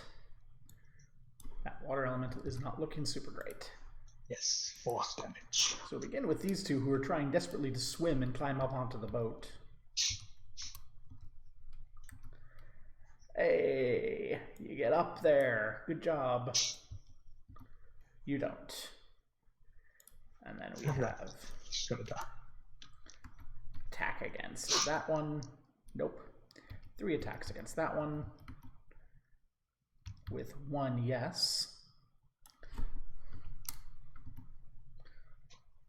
Yay! You are taking some damage, I guess. 2 attacks against that one. I'm just rolling too many dice. A little bit more damage. These guys aren't doing particularly well against these water elementals. As the water elemental goes to hoy the dude. Stop hoying! This time, this guy's getting hoyed off that direction. Gorin.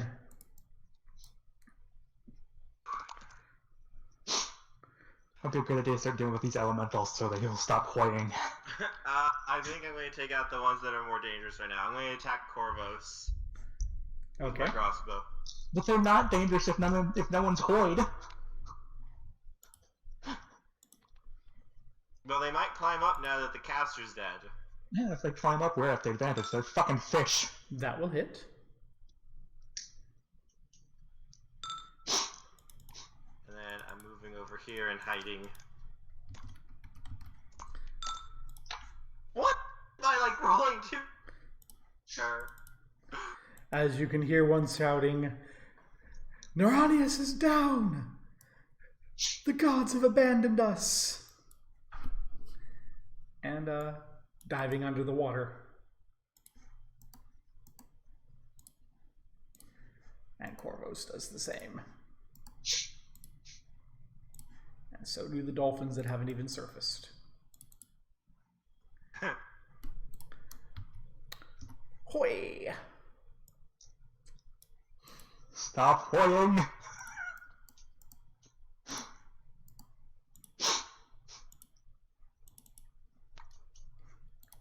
Hoi! With disadvantage.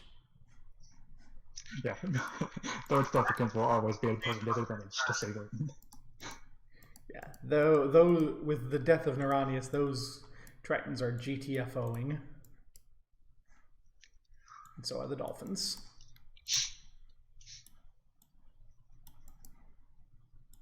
Heal me now.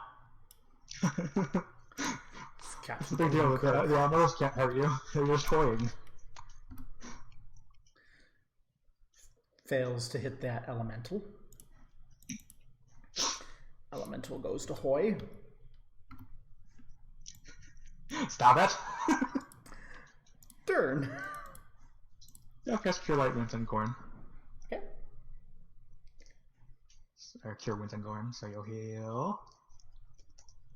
1d8 plus 4. 5 HP. And I will use my bonus action to command Lord Flufferkins to attack. Okay.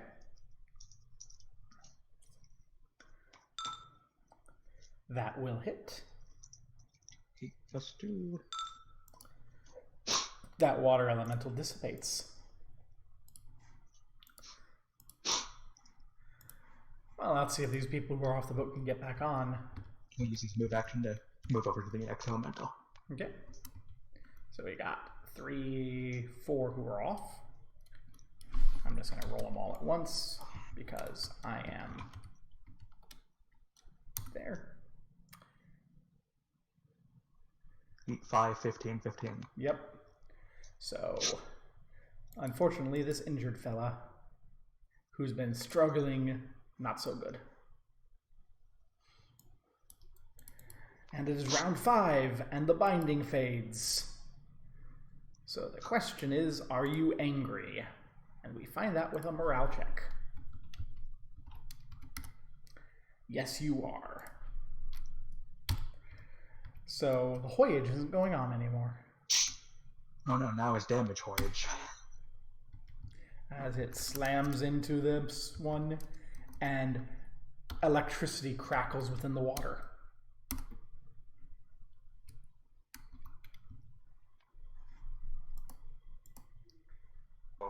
Ouchie ouch. Gorin. I'm going to cite Elemental 24 and snipe it. Okay. You have advantage, it is not aware of you. And Lord Flufferkins is nearby. Mm-hmm. Yep. That hits.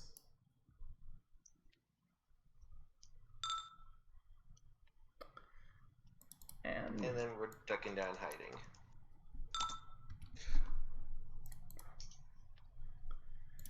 then you get your morale check. And you're like, what am I doing here? And dive into the water and GTFO. Odenkirk runs up here, swinging an axe. Missing.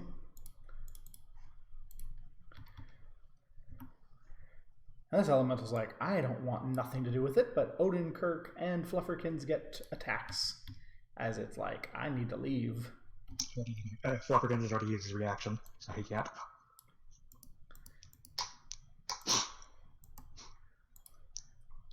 Turn. I will walk forward a bit and firebolt at elemental 185. Okay. And I get advantage. That's a good thing you did.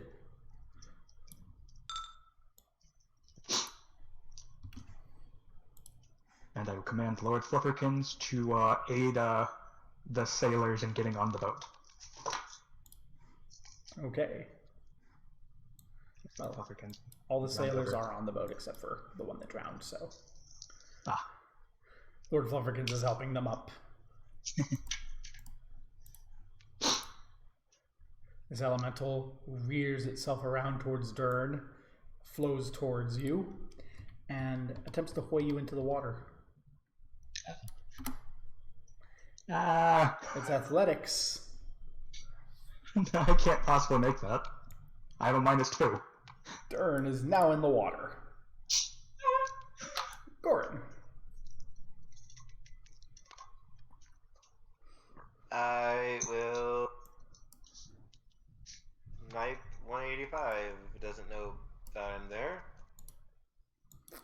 It does. You had a 12, right? Yes. It is. Ouch.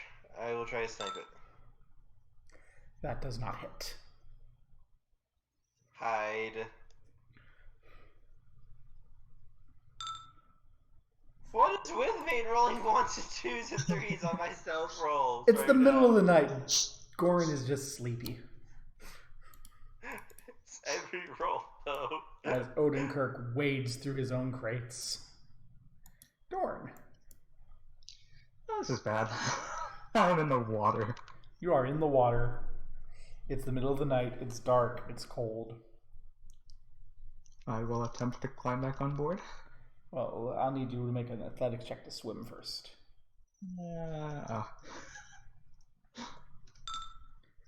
I am sinking. I need help. So bad. Well, technically you're a sailor, and Dern isn't supposed to help people up onto the boat. Or Flufferkins is. So He can move 40, so he can move. So it would be 5, 15, 20. Not 20, 25. 35. That's as far as he can move. the elemental dives into the water after you, Dern. That's good. And it runs over you. I need you to make a strength saving throw. I'm gonna die. We're wolves!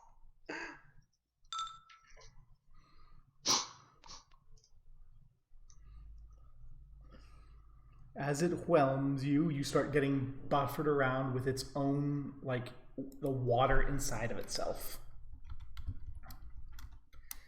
And you take 5 damage. Is this count as a... Is this just normal damage? This is bludgeoning damage. You are also grappled, That's not good. restrained, and unable to breathe. That's not good at all. As you are essentially inside the water. I might need help. Brother saving protocols have been engaged. Gorin. Brother saving protocols have been engaged.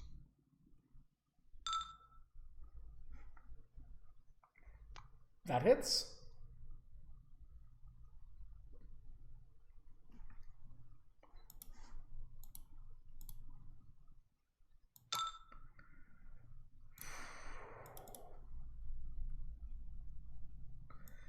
This water elemental is not looking very good. Then I'm gonna hide again.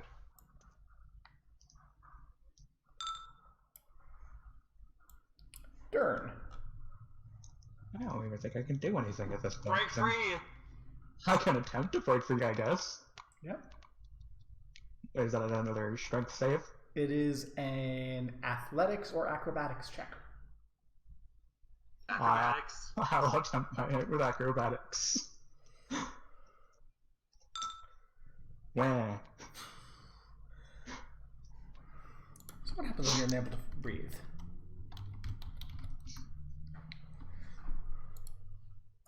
Da-da-da-da-da.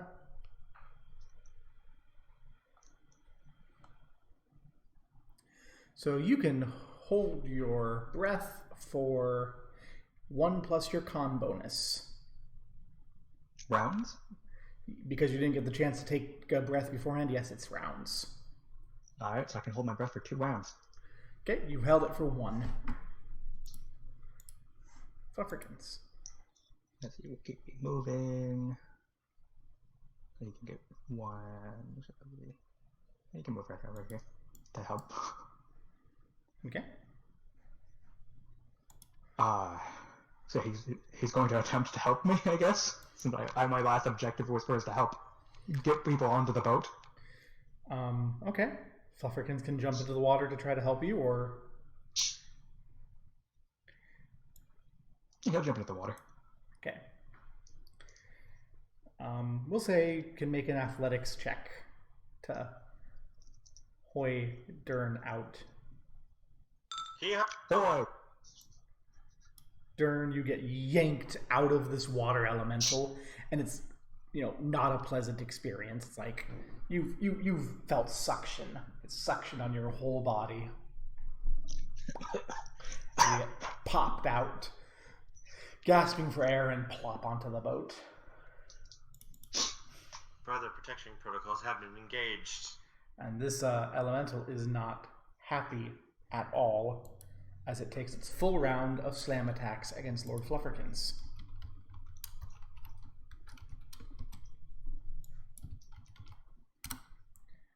Neither of them hitting. The crackling electricity of its slams running along the mithril body armor of Lord Flufferkins. Gorin. Let's go.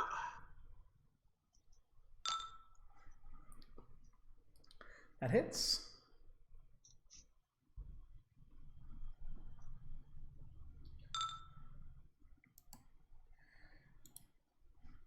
And the water elemental collapses into the water, no longer able to hold its form. Are you okay? Darren's just coughing up water. I take you not being drowned as yes.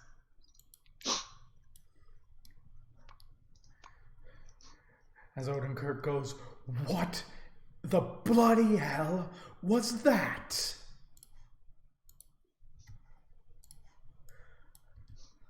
What the bloody hell was that? Get.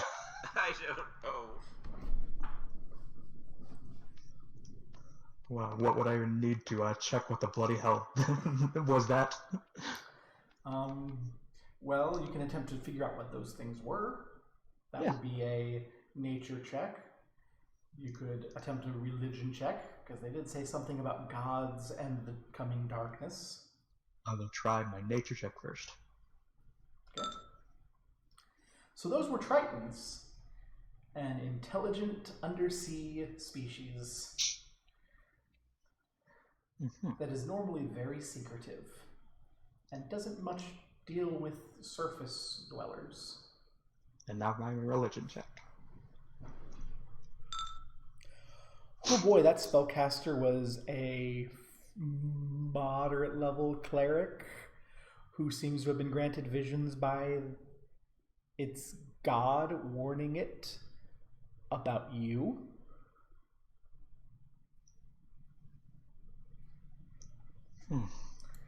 As you're just like, oh. That's not good. It did specifically call upon, you notice, Mitra. So this was a devout worshiper of the enemy of Asmodeus, sent specifically to stop you. I don't think I've ever seen Mitran Tritons before. Mitran Titans? What the hell have you gotten me into? Not more than you need to know. As he looks over at you, furrowing his brow.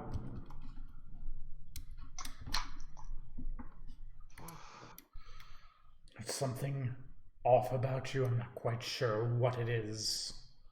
He looks over at Gorin as well.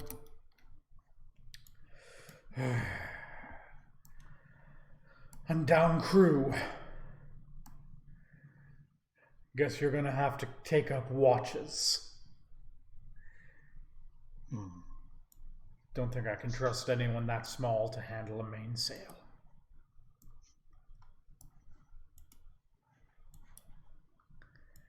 Da da da da da da da da da. Water fights suck ass. Title of this video: Water fights suck ass.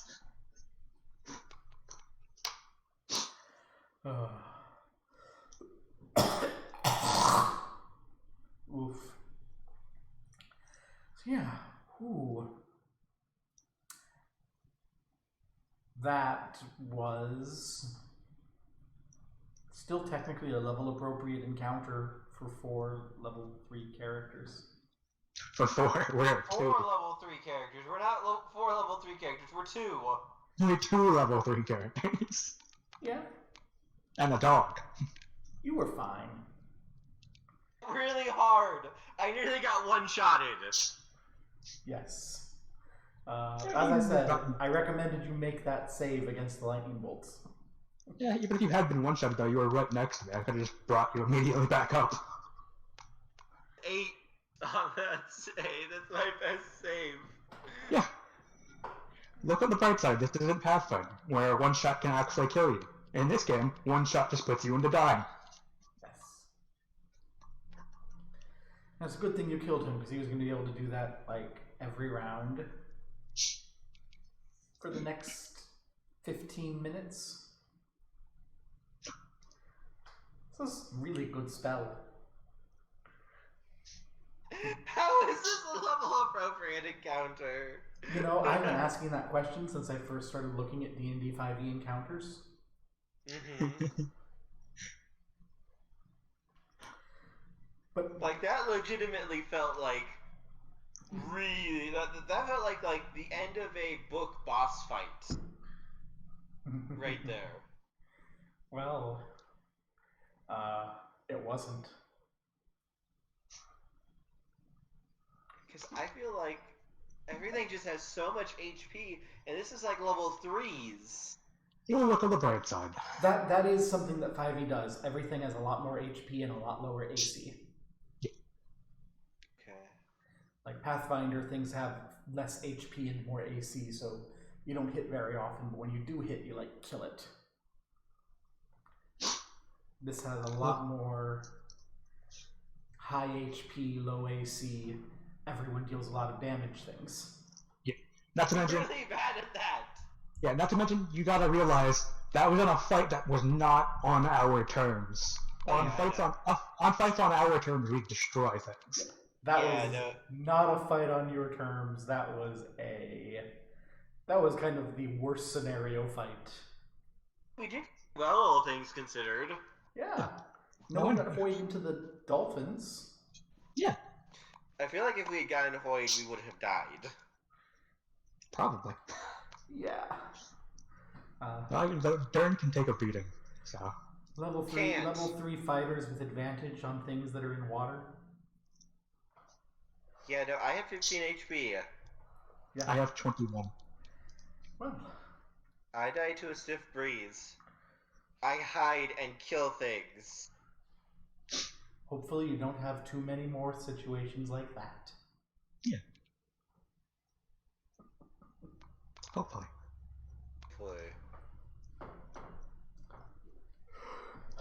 And congratulations, Odenkirk failed the wisdom saving throw to see through the disguised self.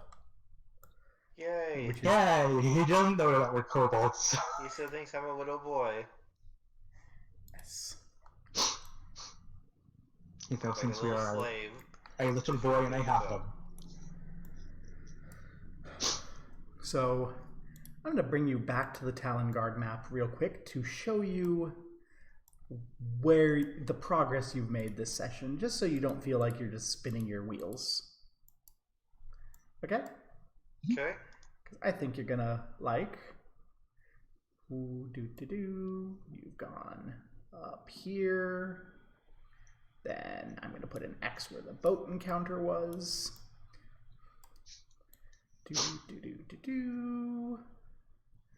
And then you just had that encounter up here. And now you're going to be continuing to sail. And as you're continuing to sail, Odenkirk goes, we're a little light on fresh water, I think.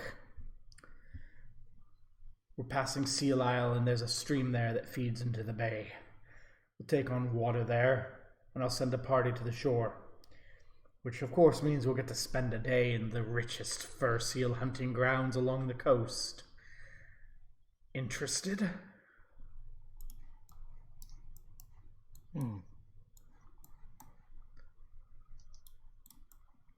Would I be healed if you cast heal spells, depending on how long this has been?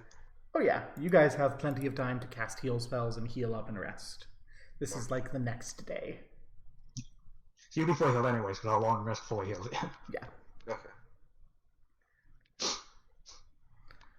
So we do? No, Yeah, I so- think I'm good just staying here. Yeah.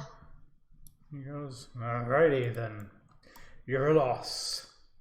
As he pulls the ship off course to Seal Island. Spending another half a day to go there. This is annoying. Yeah, what do you want to do with your time as the two boats, one boat goes to the shore with some crew members and an empty barrel, and another goes off with more crew members and some harpoons. I'm going to take the time just to relax and start working on my plan and strategy for once we go to the watch wall. Okay, so for your information, this was the watch wall.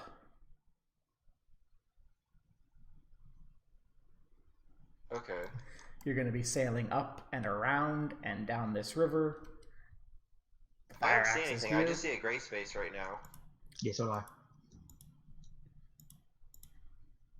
Yep, still gray. I see us and the red line. Yep, But but that's the gray only space map. behind it. There we go. There we go. Since the beginning of the entire campaign, the map has not been visible. I thought that his Talon Guard thing was just like a black space to hold all tokens in. No, it's a map of Talongard. There's Branderskar. There's where the manor was. You've gone up here. You passed Daverin. You got into the fight with the boat. You came past the watch wall. You got ambushed, and now you're up here by Seal Island. Okay. I'll be And where right are back. we going up to?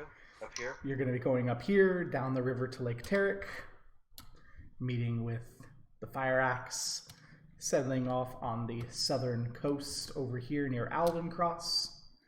And this is Aldencross and Ballantine on the Watch Wall, I'll be right back. which runs Gotcha, all the okay. way along here, separating Talongard from the Savage North. Gotcha. It's cold, by the way. Oh. Like, Talongard is kind of like northern England or English climate, and the Savage North is like north of Scotland. Getting into Norway type climate. It's cold, it's chilly. Snow is falling. It's not a fun time. I don't like this cold.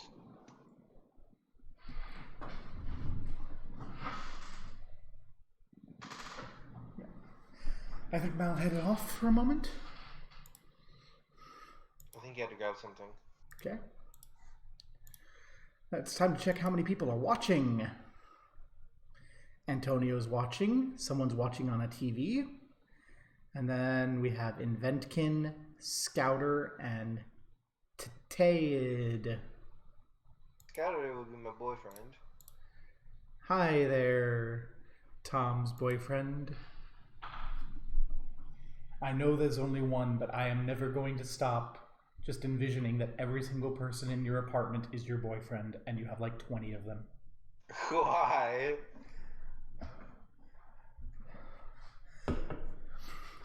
Because Back. For like a year and a half, I thought Chim was your boyfriend.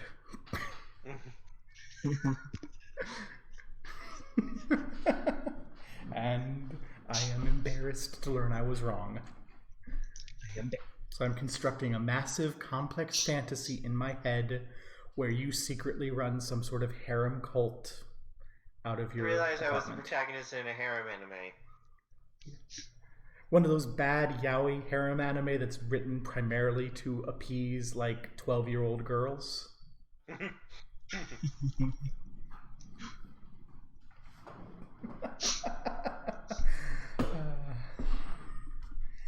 Yeah. So the question is, does Odenkirk come back alive?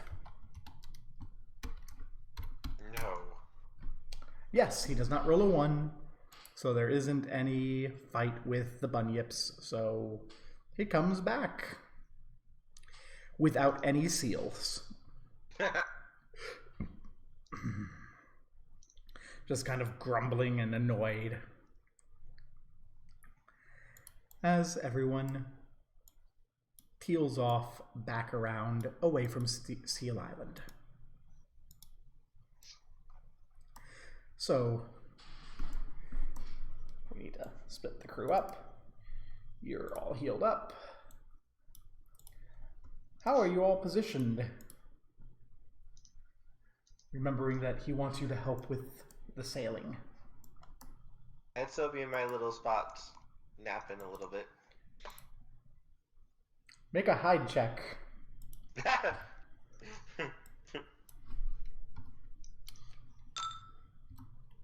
Yeah. You nap in your little spot. Odenkirk doesn't find you and is like swearing the entire day as you're sailing, swearing at Dern about his lazy little kid and where is it? It. I'm an it.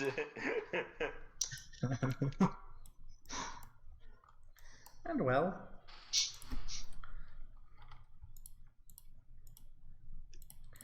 at about 4 in the evening or so,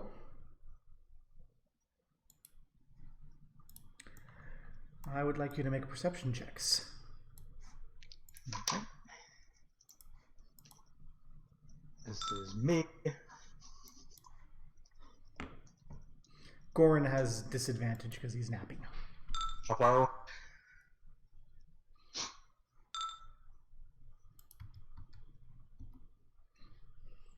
So Captain Odenkirk looks up and goes, "We've got ships incoming." Again. And you can see 4 small boats kind of sailing towards you. There's 3 kayaks with 1 man each in them, and a larger canoe that has 2 people sitting in the back and 2 more rowing. And the whole thing rows towards you. Ooh, this doesn't look like talent, like those idiots. I'm going to hop up out of my hiding spot and just kind of come strolling over to look. As they come over, who is the one that can speak common?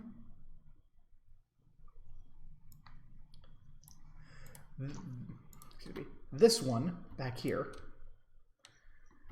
stands up, covered in whale oil with long tattered hands, and in common shouts, "Who are ye? In peace or in war?" We're here in peace. And Odenkirk's like, "Don't speak to me, where have you been?" Well, you know, I was planning. We're here in peace, though. And as you say that, this man leans over to the other one. I don't suppose either of you speak Utak. Nope.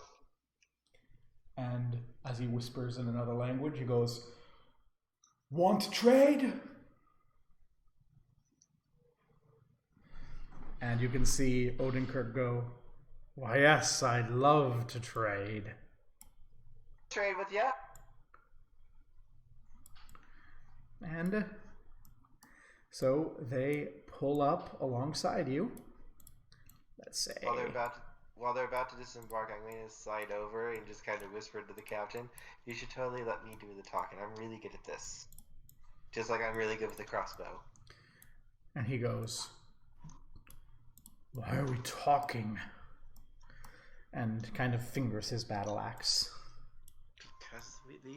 Because not all things have to be solved with that. And as they all stand up, this one leans down and helps this person up, who stands a little bit more proudly than the others, holding a massive tusk that's like this, a good 5 feet long. Small little grabby claws a little bit. And okay, you four are pissing me off. Go to the object layer, thank you. And we're gonna get everyone else snapped to the grid in case someone does something stupid. Like what Odenkirk plans to do. Yeah. And these two walk forward, and Odenkirk goes, "Well, go ahead and speak, child." As these two look at him, and this one leans over and whispers in Utak to this one. And this one looks down at Gorin, and in Utak says something, which this one says, "I, Joseph, calls fire from water on behalf of young Chief White Tusk. Wonder why..." And there's going to be a check here I need to make. One moment. I know that you were made. Where are you? There you are. Yes. You're the only one that was made. Okay. So this is... Really? Okay. Okay. Why the child? And it stops and goes, child is ungada. Nungada gandas. Kigaga. And Joseph just goes, Kigaga. And leans down and squints. And you, Gorin, see White Tusk reach down and just grab one of your horns and start shaking you a little. Oh, that hurts. And as he does, everyone around goes, "What?" And Joseph goes, "Why the Kigavan? I don't know this word. Why the Kigavan is speaking for you." And Odenkirk gets to make another check. And goes, "Kobold?" Yo. As he just kind of reaches up, snaps his fingers as he drops the illusion, considering they've seen through it now. Well, I guess that disguises up. As Dern also snaps his fingers and reverts back to Kobold. And then he's just going to bow very gracefully to them. "Greetings, Joseph calls fire from water. It is an honor to meet you and the chieftain of your tribe." I see. The White Tusk squats down and says something that Joseph translates as, "The chief is wondering how much you want for a scale."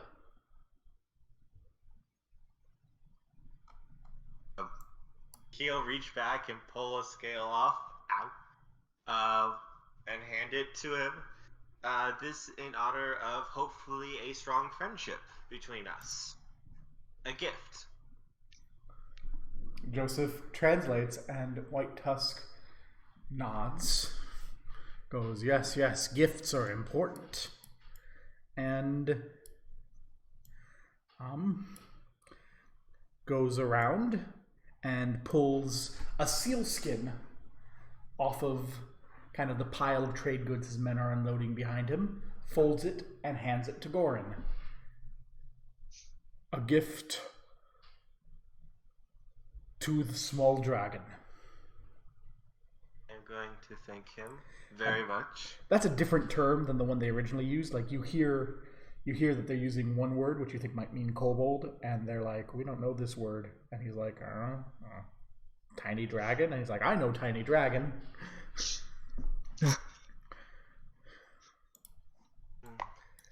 And I'm going to wave my hand to Dern. This is my brother, Dern. He is a creator of great magical objects. He created this creature as I wave a hand to Lord Flufferkins. White Tusk. I'm just going to be talking as White Tusk now. You can tell that Joseph translates. Okay. It's a metal wolf. I want it. How much for your metal wolf?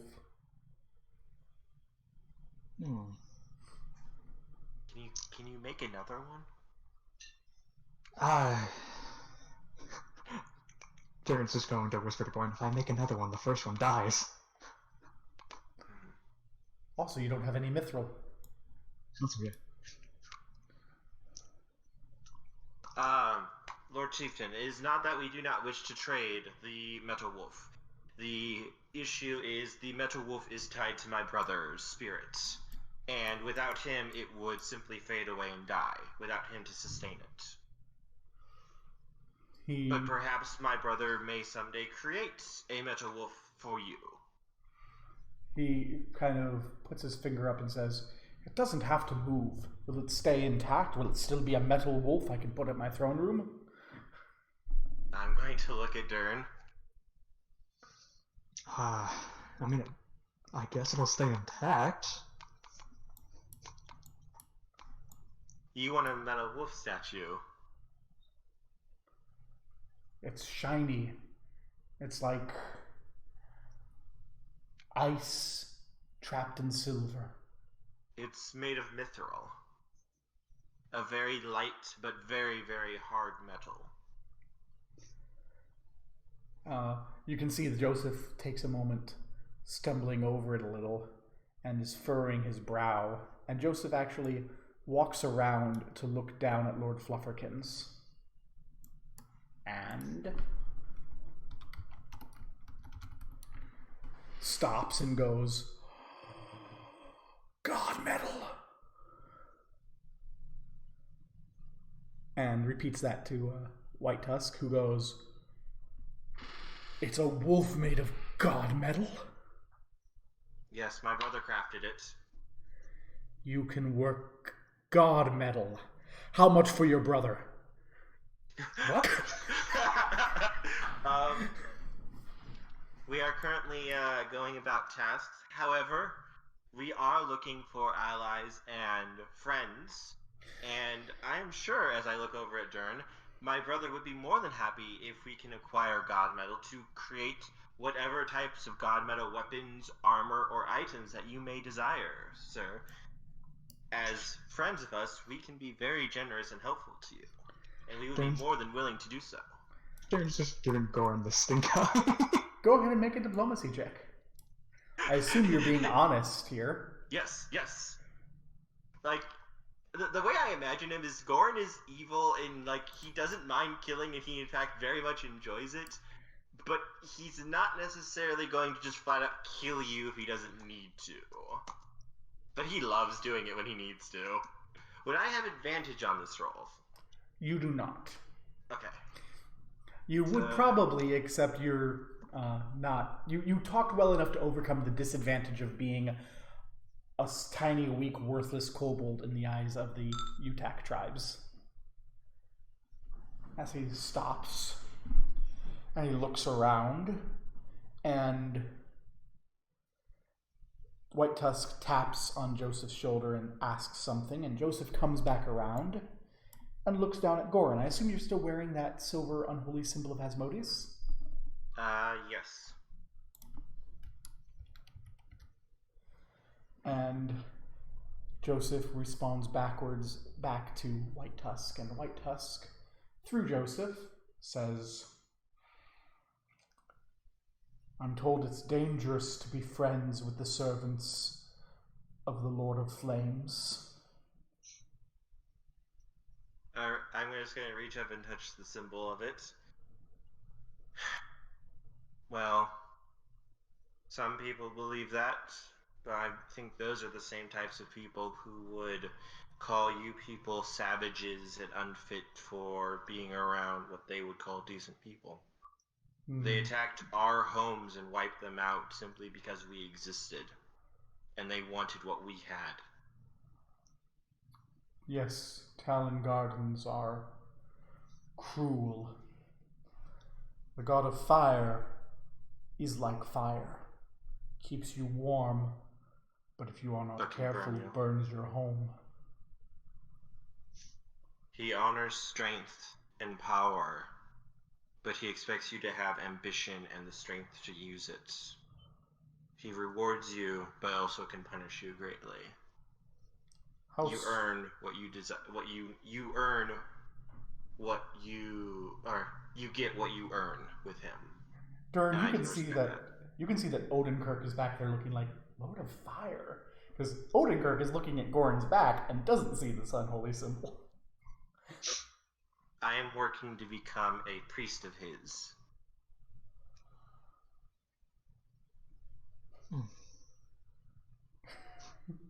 Yeah, I'm trying to think, how would White Tusk phrase this politely? Yeah, so White Tusk says something, and Joseph kind of has a moment where he's like, how do I translate this and get a temp pros? And he goes, that is ambitious for a weak, tiny dragon to seek a god, the blessings of a god who favors strength. White Tusk is curious what strength you have. Kicks up the crossbow, aims, targets. Fire, fire, fire, fire, fire. At? Were you aiming? I'm not firing at them. I'm firing at, like... Just open ocean? Or I'm trying to think of just something that would... I'm trying to think of what I could fire at that would give sort of a feel of, like, I am strong. Okay. As you start firing, White Tusk claps a little, says something. One of the men grabs a small piece of ivory and passes it, and White Tusk looks at you and just throws the piece of ivory into the air.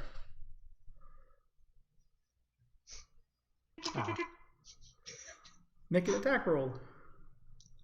I don't have advantage, though. No, you don't. Your bolt and the thing barely miss each other in midair. Can I make one more shot before it hits the ground? Yes. Since I have the auto. Yes, you may.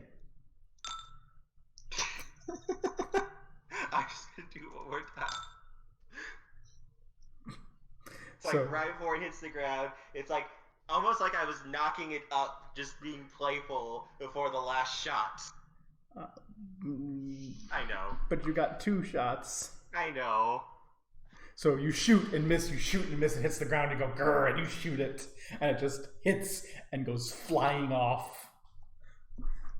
Just skidding across the deck.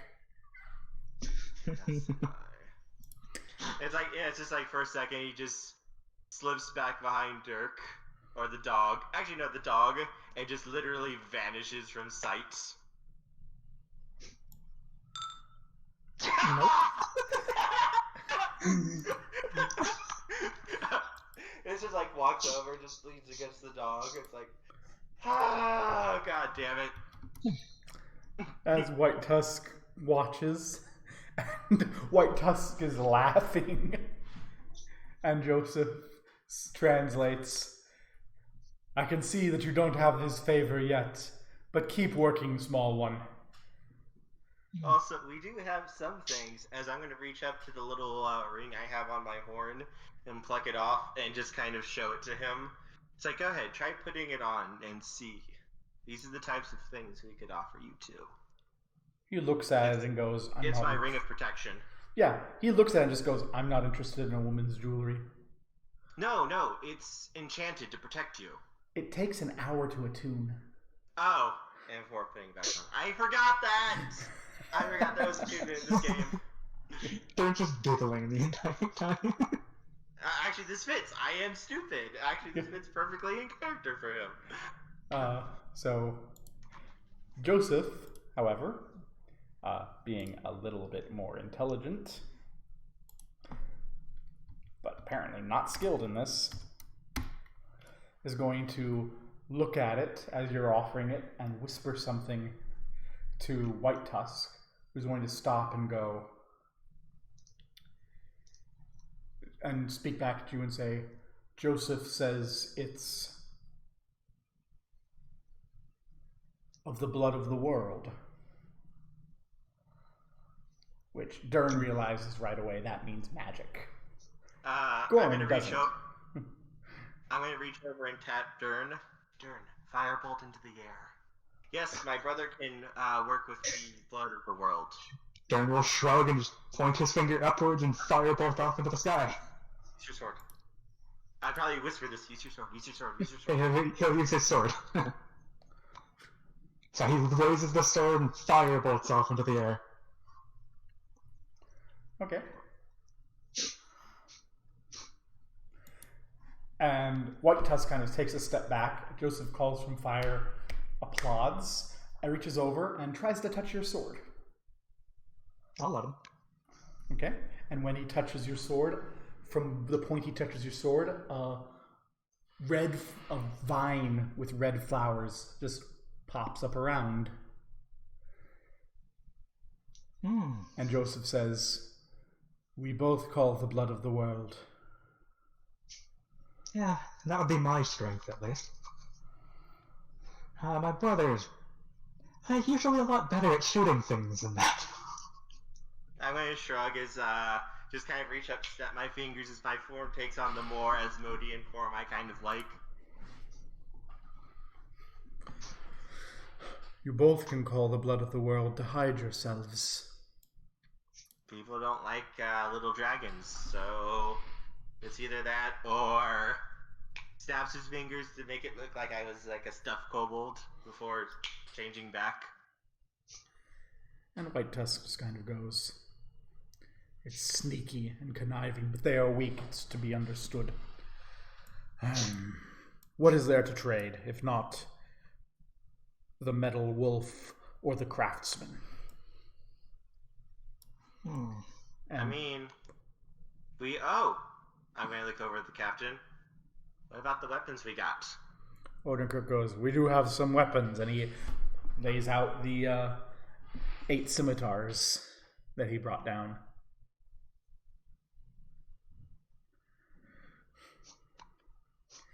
And with that, you can see White Tusk's eye smile, and he looks to Odenkirk and holds up one hand with a little finger for 1, and then the next hand both with a finger for 6.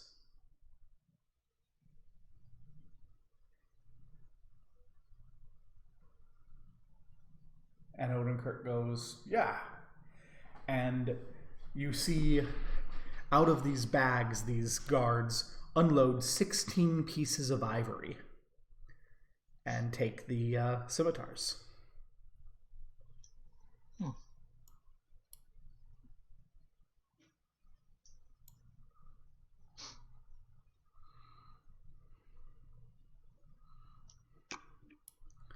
And as they're doing that, White Tusk elbows Joseph, who leans down to Goran and says, White Tusk is not allowed to be interested in it, but he would like to trade you his staff for the ring.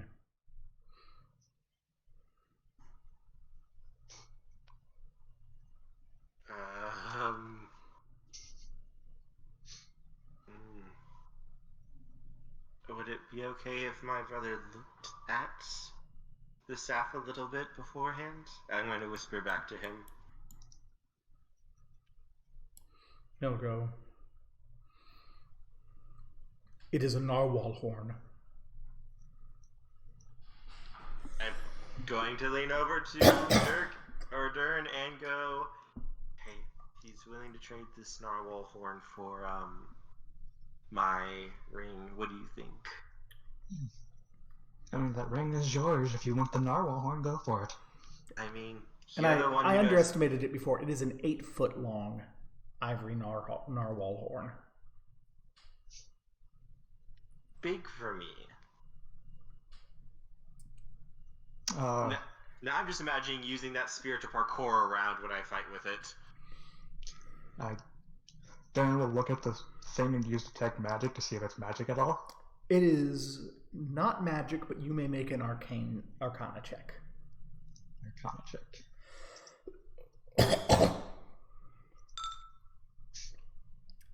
So as you're looking at it, it's not magical, but it would be very easy to enchant. You're pretty sure it's worth at least 2,000 gold on its own, just from the value of the ivory.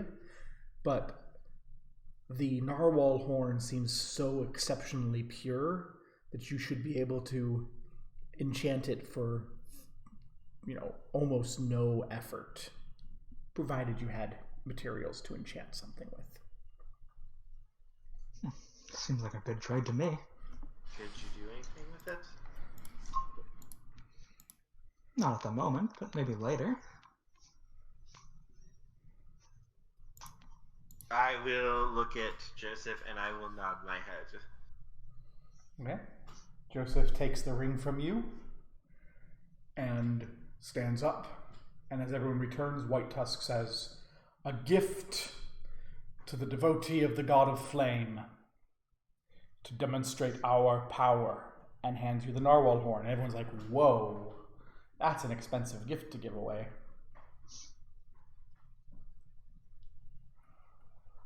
And you can see Joseph, kind of behind behind each other's back, passing the ring to White Tusk.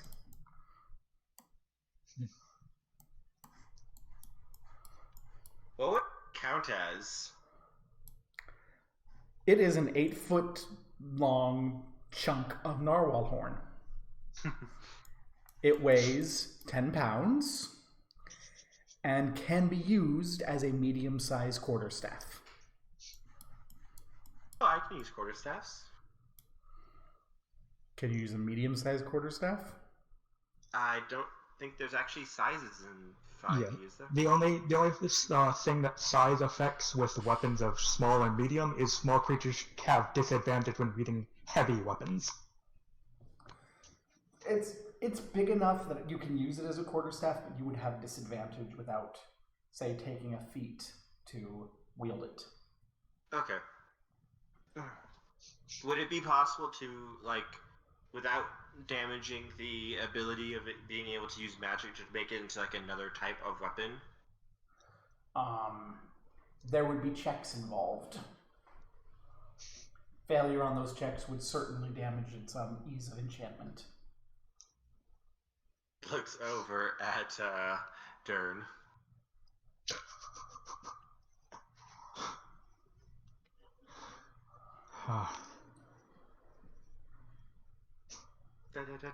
But still, 2,000 GP narwhal horn that I could use. Yeah. Or sell if we needed to. 2,000 GP is a lot. I'll trade the ring for that. Goodbye ring of protection, goodbye part of your armor class. Goodbye part of your saving throws. Yeah. Goodbye plus an AC plus 1 to all save throws. Hey, this also might serve, though, to make him become one of our underlings later on. Yeah. I'm trying to recruit this tribe to us. They mention that he is the new chief of the lands of the Utak, which is northeast of Talongard, and they head off on their way. before they leave, Yeah. when we're out of earshot of the captain and everyone, I'm going to whisper and and ask Joseph and White Tusk if they know of the watch wall or what they may refer to it. Yeah, they call it the border of the Savage Lands, south of which savage men clad themselves in metal and live without any regard for communion with nature or the blood of the world. And I'm just going to whisper quietly to Joseph and White Tusk and simply say, that wall may come down soon. They, raises his eyebrows like, whoa, that's a thing. And just watch for the next few months. Yeah. White Tusk responds back, if you bring down the metal men's wall, you truly are strong. Before grinning, bowing, and turning back into a little boy and heading back over. So Odenkirk is just looking at you like, what the hell was that? I made friends. They're looking at going, they tried to buy me. Mm-hmm. It's like wraps an arm around Dern with the other hand holding the narwhal tusk over his shoulder. Completely oversized from me. It's like, I never saw you that, big brother. Don't you worry. And Odenkirk just goes, you're kobolds. Yep. Mm-hmm. I'm shipping kobolds. This is why the disguise, because this is the reaction we get with you humans. We've done nothing but try and protect your boat, and this is the response we get. As he just puts his hand to his head and goes, next thing you tell me these northern tribesmen we're delivering to, next you're going to tell me these northern tribesmen are like bugbears or something. I'm going to look over at Darren and just smile at him. And one of the sailors, like as he gets positioned, just kind of leans over and pats you a little, like, is it gonna bite? I'm going to turn back into my little kobold form and just kind of look at him. And then just go, thank you for the head pat. It felt nice. And he goes, aye. And he leans to the other and goes, hey. My daughter loves kobolds as a stuffed kobold. That's nice. We are pretty great. Yeah. Look forward to seeing her after this is done.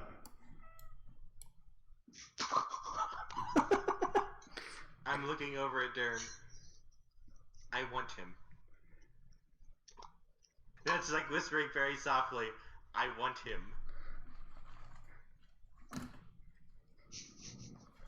This is my last trip before retirement. I'm gonna open a farm.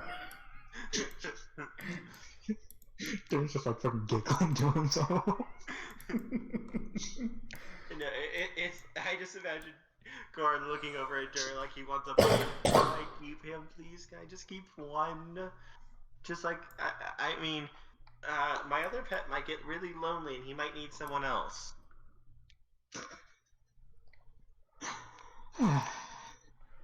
Darren's just looking at Gorn, pinching the bridge of his nose.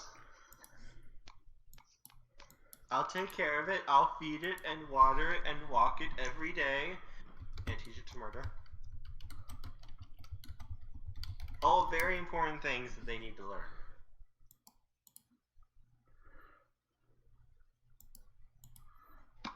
Yeah.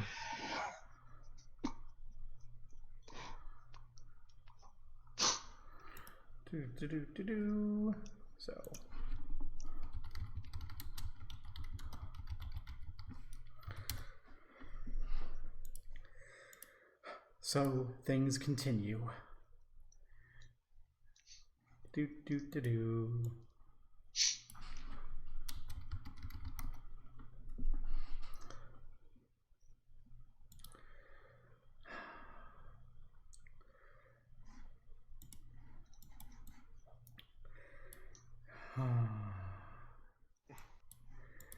Are we gonna? Are we we. gonna meet? I'm sorry. I was just making a joke. Are we gonna meet the bugbears? Well, what we will do as we come into the middle of the night, is we will have you. You actually don't need to roll anything. So you're at night.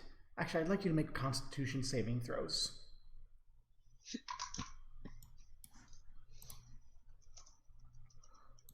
That's night. Okay.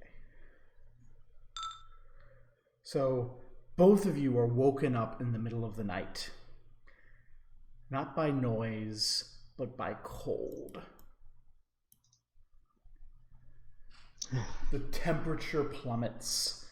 Rime starts to form on the rigging, and it starts to snow. You're both going to have disadvantage on everything for a little while because it's very cold. Snuggling him. And the crew are lighting torches and huddling near them to try and keep warm as flurries fall and then fat snowflakes. Do you have with it? Does it normally snow here? You don't want to be a kobold-sickle. Odenkirk goes, "No. Not this time of year." Sighs and picks up my crossbow. Goran may make a perception check.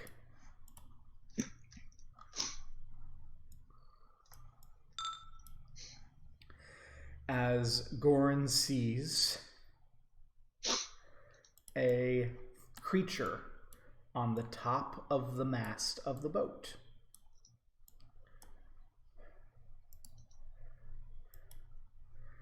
And you see it just as it begins to make as it begins to screech as another torch is lit. So it's initiative for Goran and this thing.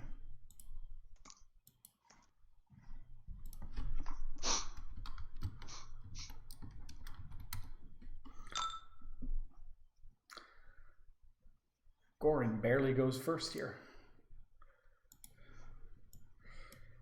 And please remember you have disadvantage on everything right now from cold, so that's going to cancel out advantage. So, 1 second. Uh-oh. Hello? Not that he has any advantage. Well, that 12-10, there was advantage there, but it wouldn't have mattered because the 12 would have been the first roll. Not his initiative. He doesn't have advantage on the attacks, at least. Yep.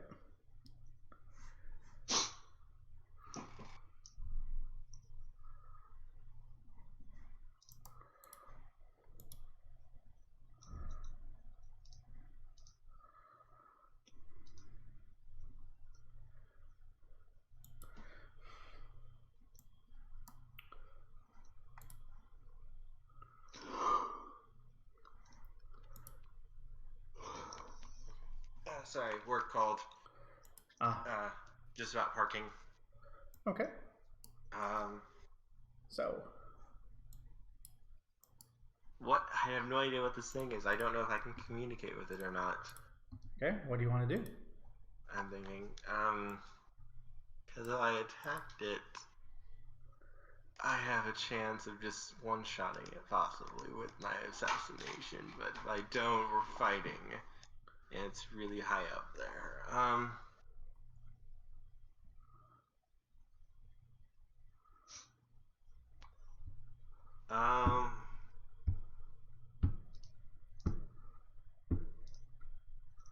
Yeah.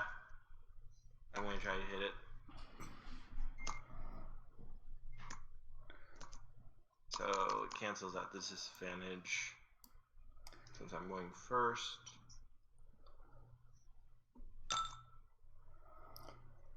As you fire a bolt, and it just looks and swats the bolt aside and shrieks, "Douse those flames!"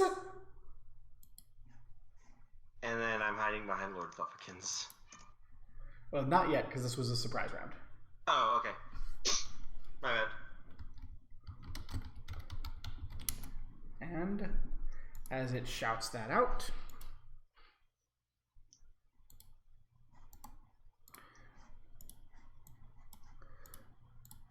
a fog settles in around it. Come on, work you thing. Thank you. Anything in that mist is partially obscured. Excuse me, heavily obscured. So you can no longer see it. Now everyone else gets to make their initiative rolls. Disadvantage. So 15.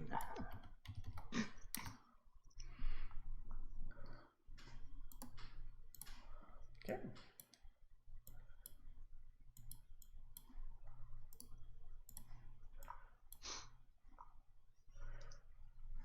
That actually puts you before both of these two. And Odenkirk.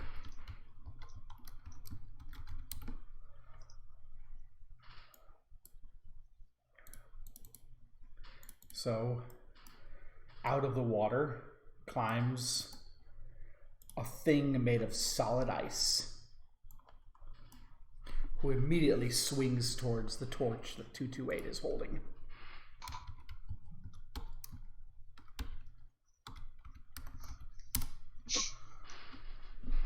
Smacking it out of his hands and into the water. Dern. I'm going to be firebolting the ice elemental. Okay. Which, thankfully, that the sailor's nearby, I have advantage, so it cancels the disadvantage.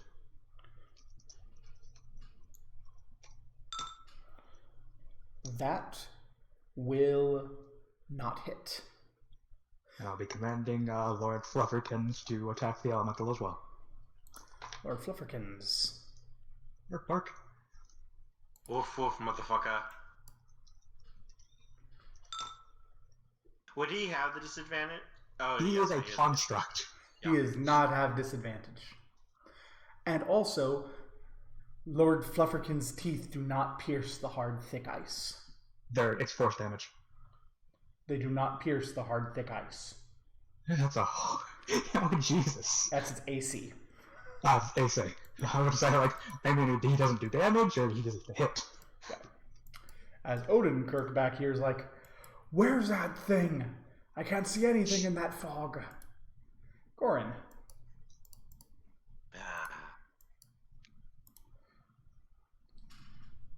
Firing at Ice Elemental 3. Cancel that disadvantage. That will hit.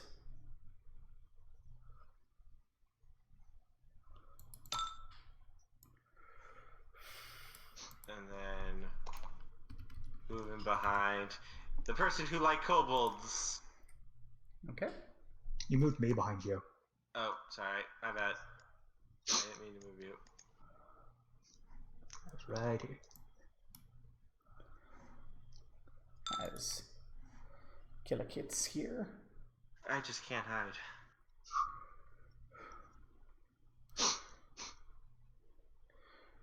Keeps shouting out, the fire! It blinds me!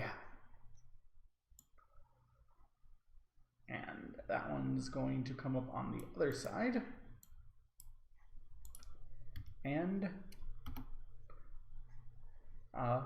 provoke an attack of opportunity, which will be made with this torch.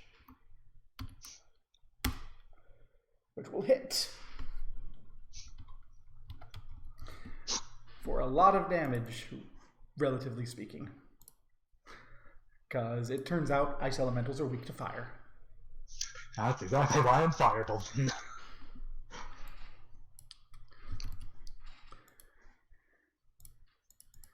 And this one,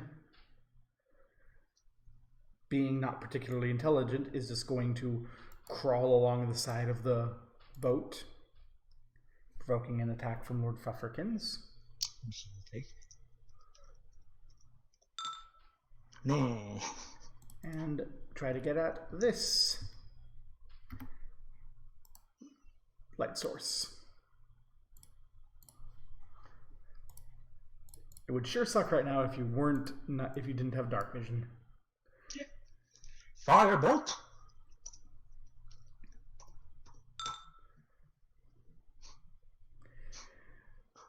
I'm commanding fucking. Come on, John, put your back into it!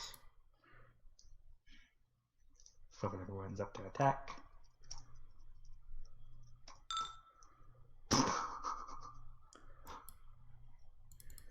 Oh, Nah, I've got the Tom Curse of rolling low.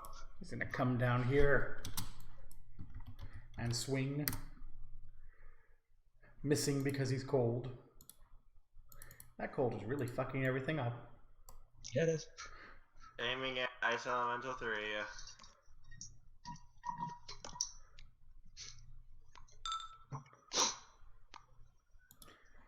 Then we're gonna try to hide. I'm very curious how the things are going to react to me literally shooting fire at things. Yeah, as it goes. It's that one! That one conjures fire!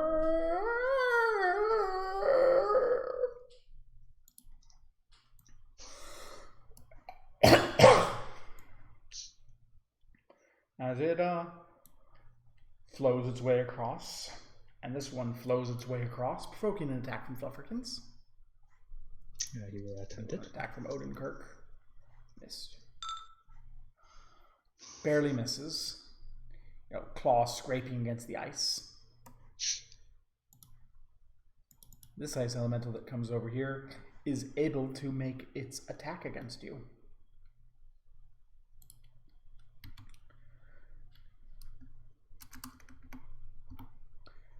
Does 18 hit? No.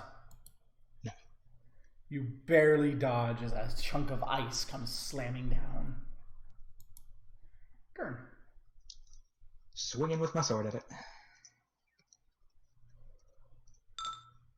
Wah. So the good news is you hit it with your sword. The bad news is I'd like you to make a reflex, dexterity saving throw.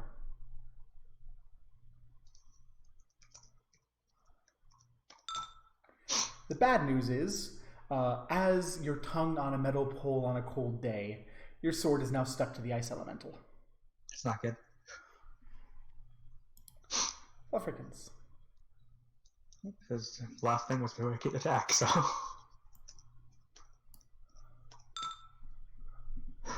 Why do I keep rolling 16s? I know, you just need to get one more. As Odenkirk is like, I don't want to enter that fog.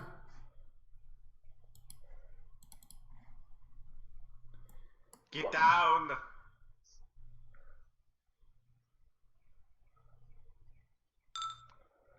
That hits.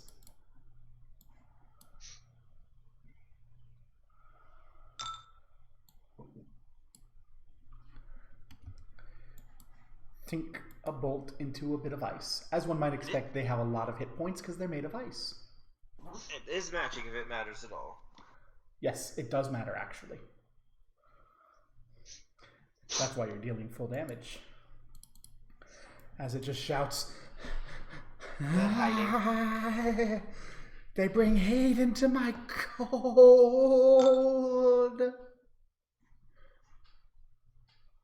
What was that? They bring heat into my cold.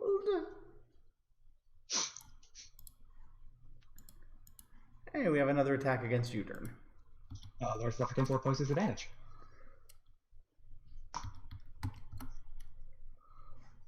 So not that it would have mattered. Not that it would have mattered. Dern. Firebolt! There you go. That hits at point blank range. For not well, I mean it does 4 damage, but I'm still commanding Lord Flufferkins to attack. yes.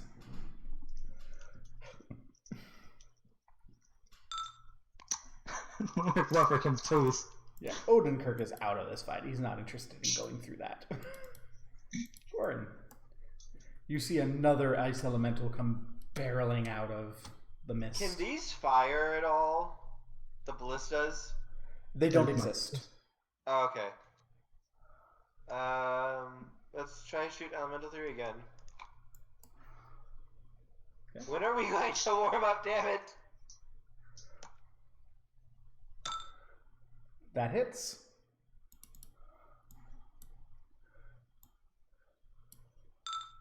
Then I'm gonna hide.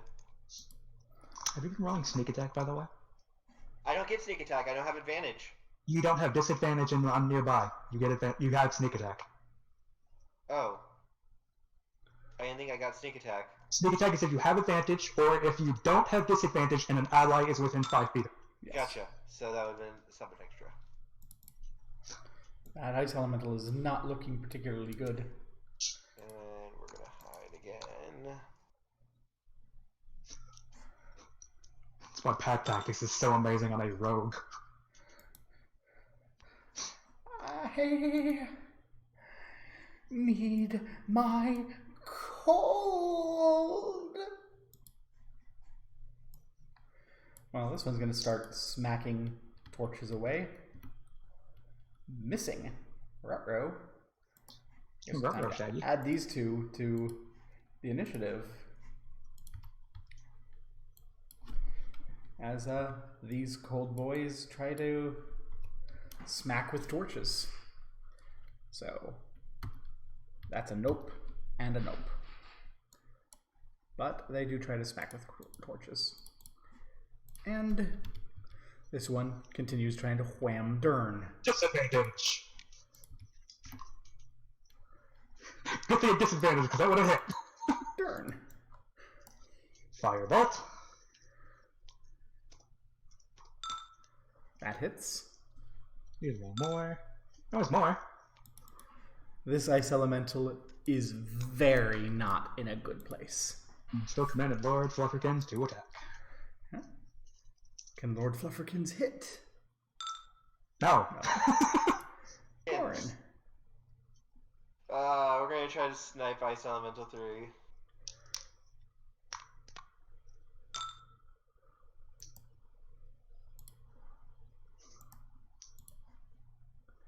As it just shatters across the pavement. Yeah, On the boat. And the high-pitched shriek goes, "My steward!" And we're hiding again. the snowstorm grows more intense, flickering around you.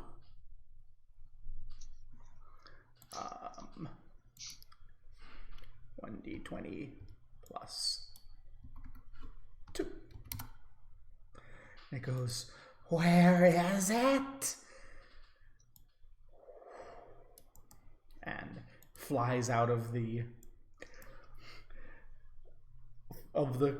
cloud and goes, "Ah!" And ice just spirals out in a cone. Like so.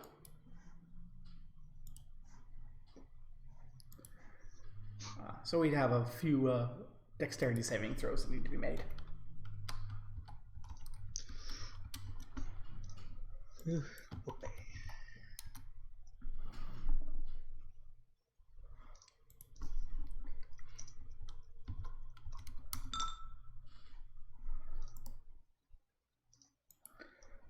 So everyone who makes it takes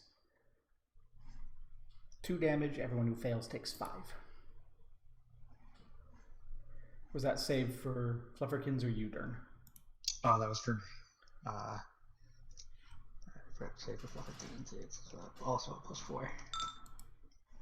And he has resistance, right? Because he's mithril. He manages to dodge, and yes, he does have resistance. He takes 1 damage. I take 2, he takes 1. Yes, as Killikitz hits the ground and shrieks and shards of ice pour out in just cold, frozen air.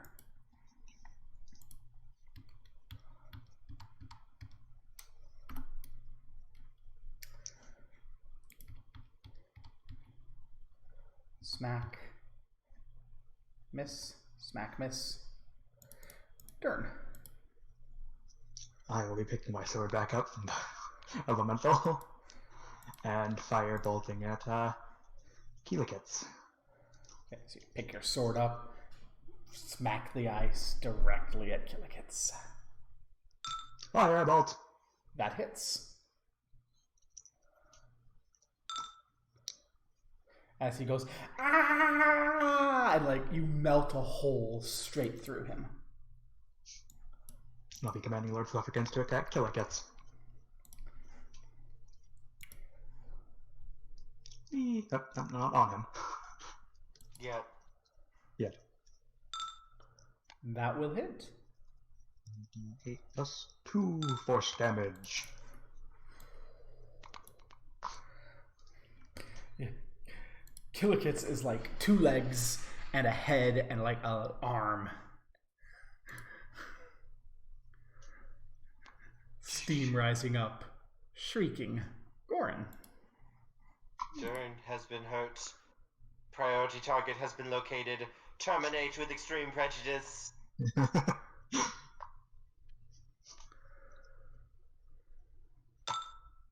Protect brother has been initiated. That hits.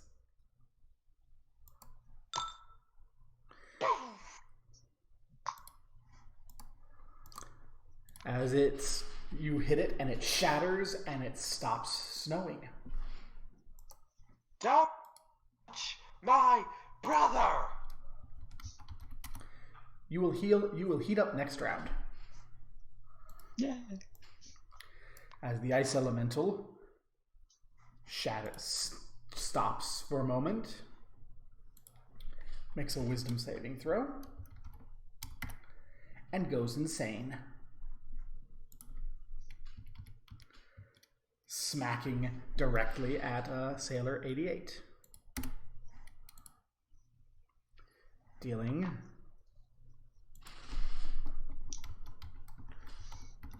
7. No, excuse me, that's not the right damage. I'm looking at the wrong person. This is the right damage. Which is actually potentially less damage.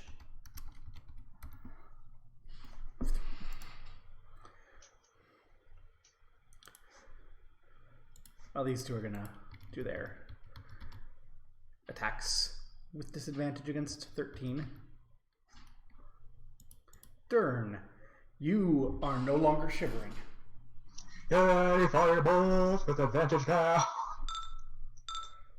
That hits. Not that it matters.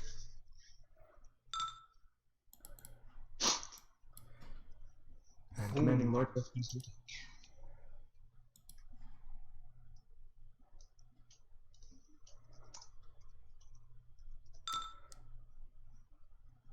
That will hit.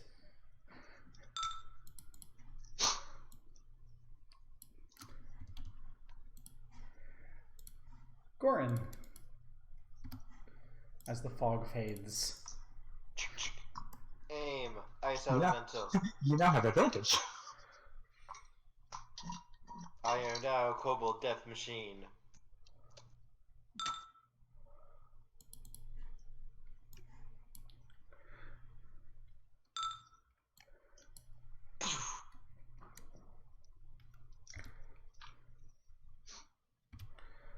Oof. This ice elemental is not looking very great. As it actually barrels directly towards the person who's hurt it the most. Son of a bitch, I didn't hide! Provoking attacks of opportunity from these two, who miss, and Flufferkins. Can't save Who me! misses. God damn it, I'm gonna melt you down! Nope. Slamming into the deck as you nimbly dodge aside. And you can hear this one shout, "Save the kobold!" And the one who likes kobold hit it. 4. 6 damage. Good job. Dern. Firebolt. That hits D10. for a 2 puddle. damage. Bum-bum-bum-bum-bum-bum-bum. I'm gonna look over at the person who likes kobolds. Thanks for the help. He goes, Let's get you both patched up. And I'll cast 2 Cure Wounds to heal them left. Yay! They will lose their I've taken 1 significant hit dots.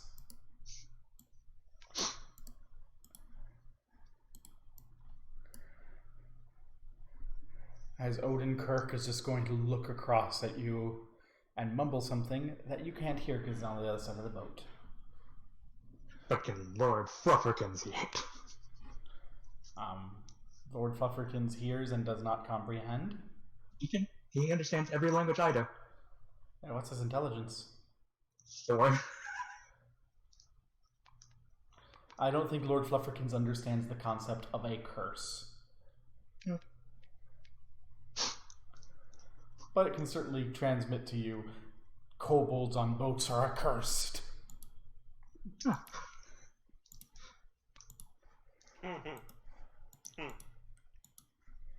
As you now enter the river and sail down. And I think next time we'll deal with you approaching the Bugbear encampment. Yay, next times. That's how. These encounters felt very, very, very hard.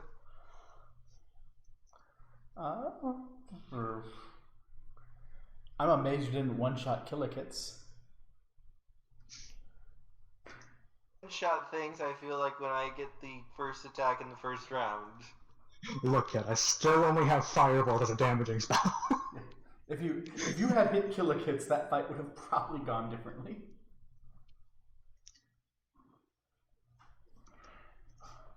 I never want to be fighting like this.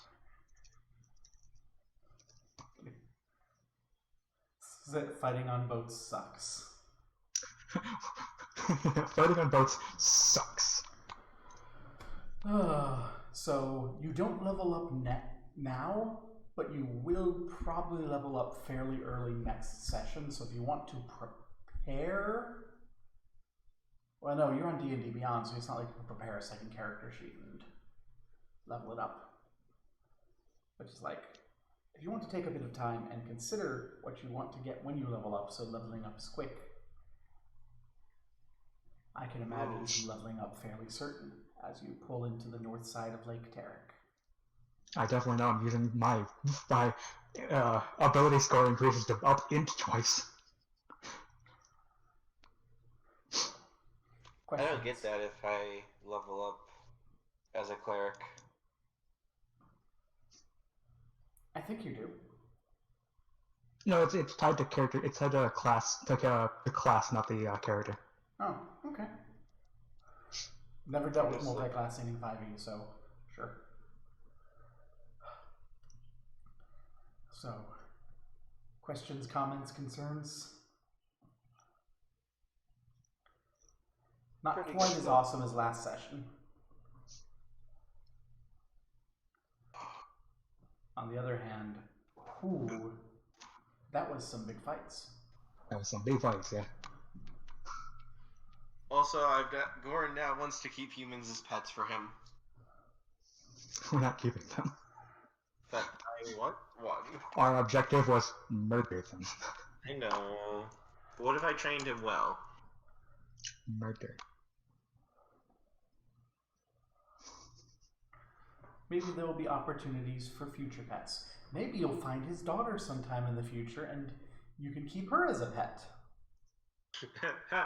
She likes kobolds.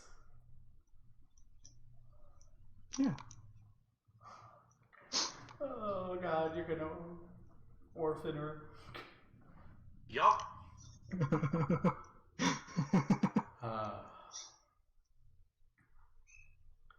And we are coming up on the point where no one has progressed past it in my previous attempts to run because life happens. And I'm not gonna lie, when you got a call from work, I was momentarily panicked that you were gonna be like, yeah, I'm not gonna be able to do this anymore because work. And I was like, no, it's cursed. Oh.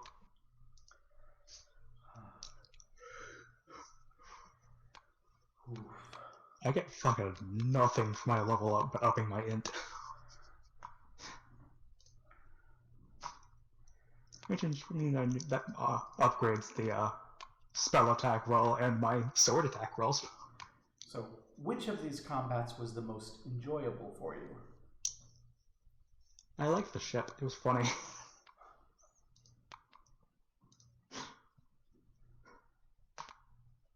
I think in ranking from most enjoyable to least enjoyable ship, ice, and then fucking water battle. So you didn't like the plot battle? I don't like the water. Nah, that felt just. It felt really. It felt much stronger than we were.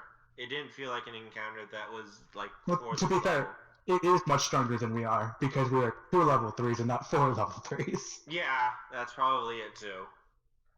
I don't know. You didn't have too much trouble. You did the right thing. You targeted the load-bearing boss, and everyone ran away. I nearly died. Almost died. I was pulled underwater by an elemental.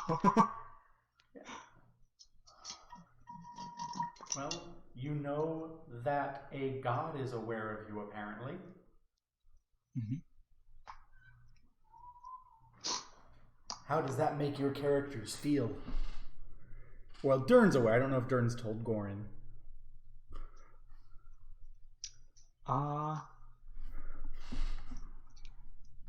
I would not be sure what Dern feels.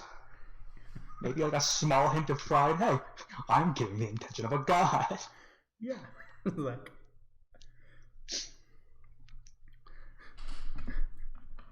what on earth? A god is warning people about me and calling me the coming tide of darkness?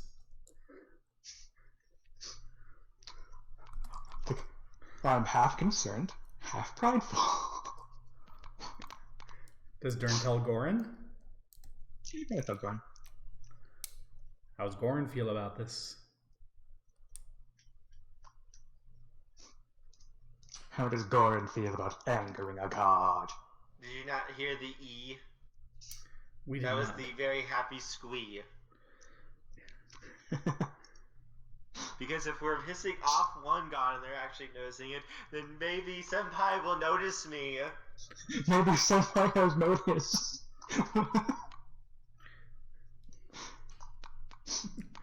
Well, we're getting our first level of cleric at the next level up, right? This is really hard because I also, if I go level 4 rogue, I get sharpshooter, which is really good for me. So you can take that 4th level of rogue, sure. But I also want the cleric too because I feel like the cleric fits the character a lot. Well, maybe you're feeling it. Maybe Asmodeus isn't so sure yet. Because if I go level 4 rogue, I get sharpshooter, which is a -5 to hit, but +10 on my damage, and it is multiplied on a critical hit. So I only have a +3 to hit, but with advantage.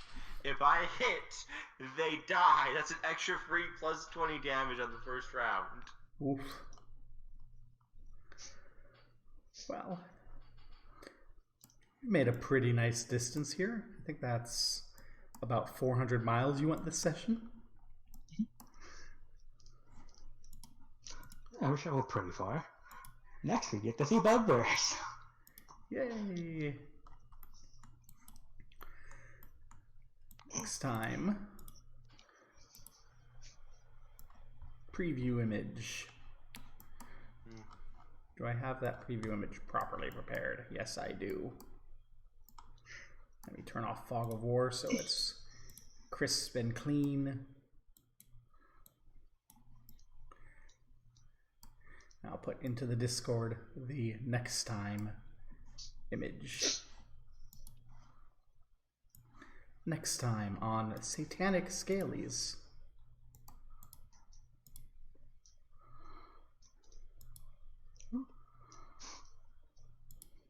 Bugbears. That's a lot of bugbears. And thank you for everyone in the chat who has come by. I'm actually looking at chat for like once in ever, so if there's any questions, comments, or concerns from chat before I wreck everything, speak now or shut the fuck up. Oh, remember this? No, Kip, we made it farther than this. Yeah, you're getting very near to where you guys ended up. I can't wait till I get Flash of Genius. Tom, do you know what Flash of Genius does?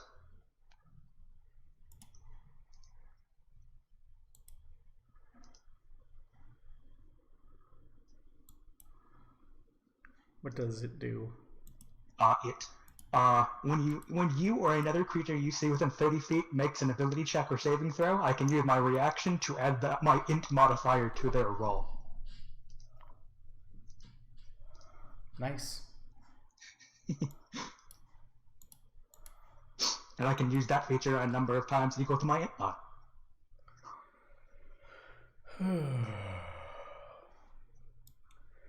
Now I get to be absolutely terrified at all the conversion I have to do for next week because we're entering into very nearly another sandbox portion.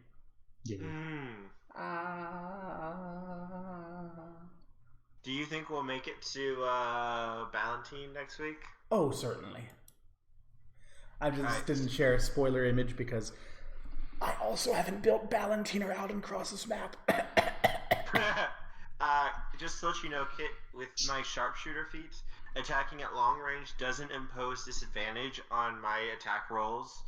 My range attacks ignore half and 3/4 cover, and whenever I make an attack, I can choose to make a -5 penalty on the attack roll, and if it hits, I add +10 to the damage.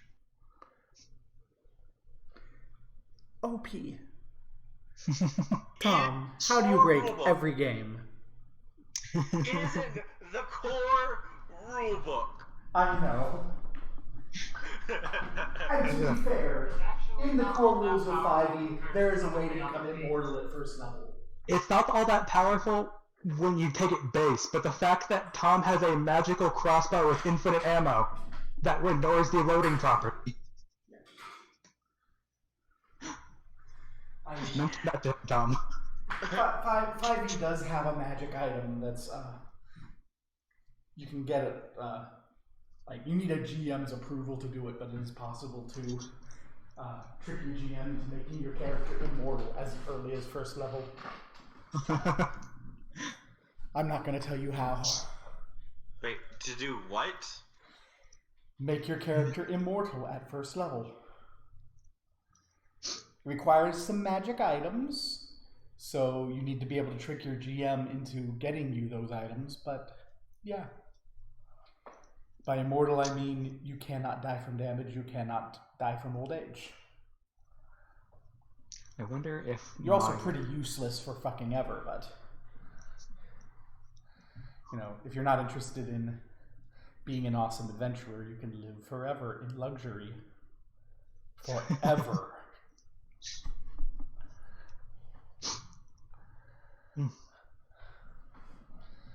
But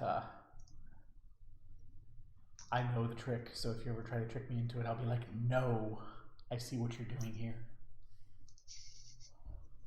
I wonder if my infusions can mimic the effects of those magic items. No. When it is possible, one of my infusions is replicate magic item. It depends. It's only certain magic items. As the supreme god of this universe, no. I doubt it's even the magic items that I can replicate. Yeah. I do want to get this Amulet of Health. Is there flat-footed in this game? I wasn't sure about that. No. Okay. There's just surprised. Okay. And they kind of replaced it by the ability to impose disadvantage and advantage on rolls. Okay. Which my dog just constantly does. It's not as awesomely simplified as 2nd edition, but it's a step in the right direction. So it's like, let's see. If I get first shot in and I hit... What you really need to do is find a class that gives you extra attack. Tom, do you remember that time that we played 2nd edition and you lost your arm? Yup. That was wonderful. Also, I just literally rolled an attack for me. If I hit with my new feat, 44 damage. I don't feel bad about that arm at all. Especially since you got a frickin' ice arm after. That was a great game. I'm the one who cut my own arm off to save my life. Yeah. I mean, you were so angry at me at the time. But come on now. It is great, isn't it? Oh, it's great storytelling, but it doesn't feel good as the character. As the person playing the character, it doesn't feel great at all. Yeah. From a storyteller's perspective, I completely agree, and I love it to bits. From a player standpoint, it fucking sucks. I'm willing to bet you are the sort of person who hates Call of Cthulhu. Why? The entire game is shit like that.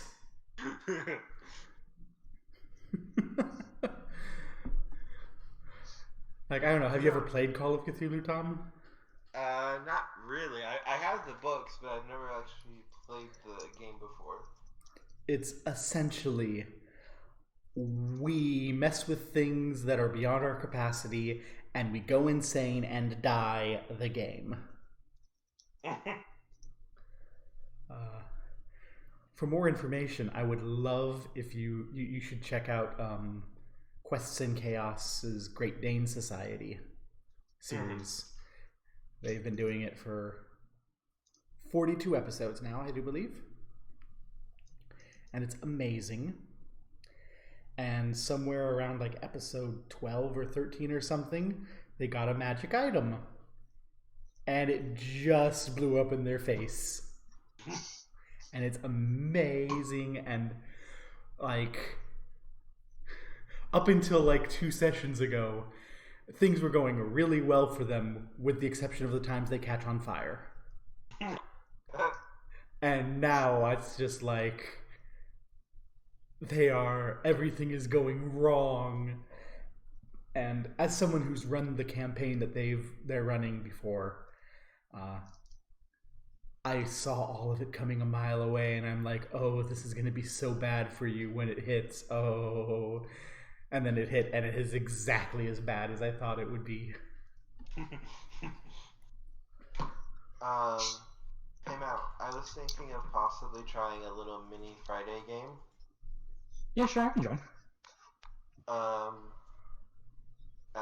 Kit, you'd be welcome, I guess, if you'd like. But I thought you couldn't do Fridays, which is why. I will have to talk to my children first. Because, Fridays are, every other Friday is Kids Day, so. Thursdays are right out, but Fridays, if the kids are like, sure, they're getting to the age where they're like, sure, instead of having a family board game time, we'll go play Kingdom Hearts 3 and you can D&D. The game is going to be set in Theros. I'm getting the Theros book. I was shouting at you earlier before we started the stream about how, I love Theros. I mean, I don't like Theros the set. It pisses me off, and I don't want to play Magic the Gathering anymore. No, I'm talking about the setting. But I love the setting, yes. Yeah, because they're coming out with the Mythic Odyssey of Theros, which is basically D&D on Theros with the races and the abilities of Theros stuff. Excellent. So the adventure would be taking place on Theros with all the gods, all the creatures, those types of things. I want to be Gary. Can I be Gary? I'm sorry. You might be able to play. I don't know if you can play a one of the returned or not. If you can play a returned, you can play Gary. I want to be Gary. Because all I know right now is that you can play a Leonin or a Satyr. Those are two races that are being added to this. You will be getting... I don't know if you would like it a ton yet, Kit. Because one of the things that you do get for these games on Theros is you get what's called a supernatural gift from one of Theros' gods, which is going to be up to you which god you might be aligned with. Listen, if I can do a Gary, and I can be like, hey, give me all your shit, then yes, I'll be fine with it. You might be able to. I mean, there is Fenix, and Fenix is canonly, he is the first returned. Cool. And he became a god. And if I can't be a returned, hey, I can just be Gary. We can bullshit things. Come now. Yeah, we can make it work. Yeah. But no, there's going to be a lot of cool things in it, I think. And I don't know. I need to get maps made, and I need to wait for the book to come out. Because the book comes out next Tuesday, so I'm going to get the book. And then So it's not going to be next Friday. It's going to be like the Friday after. No, it'll be the next Friday. You can't see me giving you the how the hell are you going to prep properly by next Friday if you're just getting the book Tuesday look. You underestimate my power, sir. I don't have work. And yeah, he does have that, and he has Tuesday, Wednesday, and Thursday to prepare. Well, that's right. You're not like me. You don't have to work like 10 hours a day yelling at people right now because all of your clients are going live at the same time. Yeah, I work one 9-hour shift a week. And the one client that isn't paying their bills is screaming at you because they want things, special treatment. And I'm like, you're not paying your bills and you're not going live. Take a breather. No, it'll be kind of...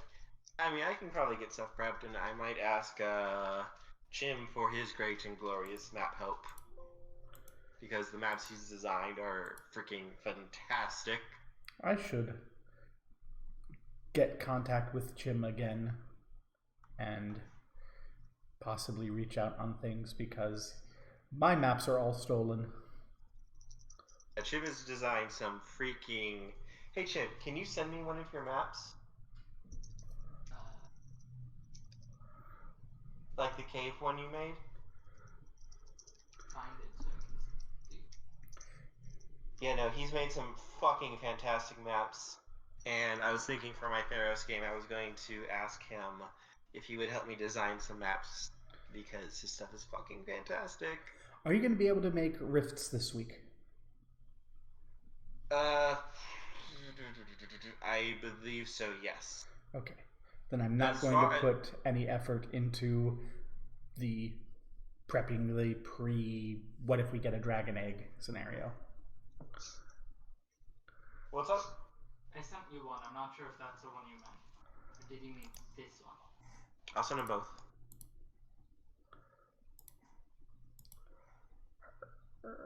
These are two maps that Chim has made. I'm just going to send them in general.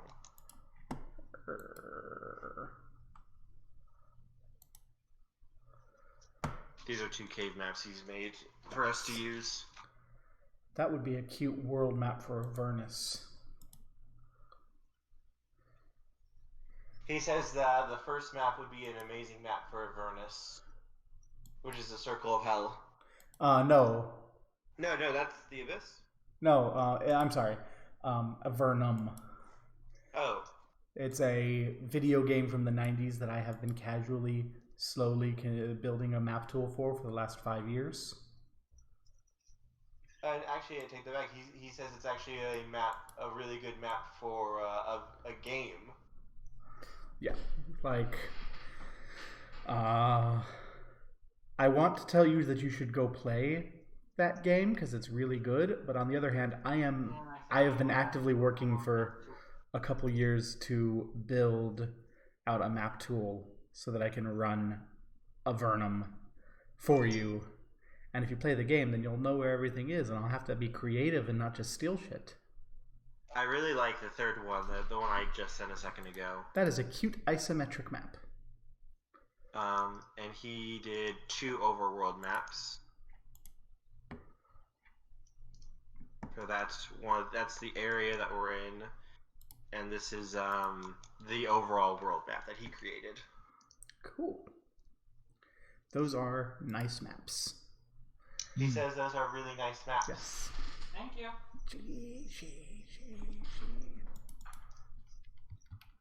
No, I'm fucking pissed though with the Theros lore, honestly.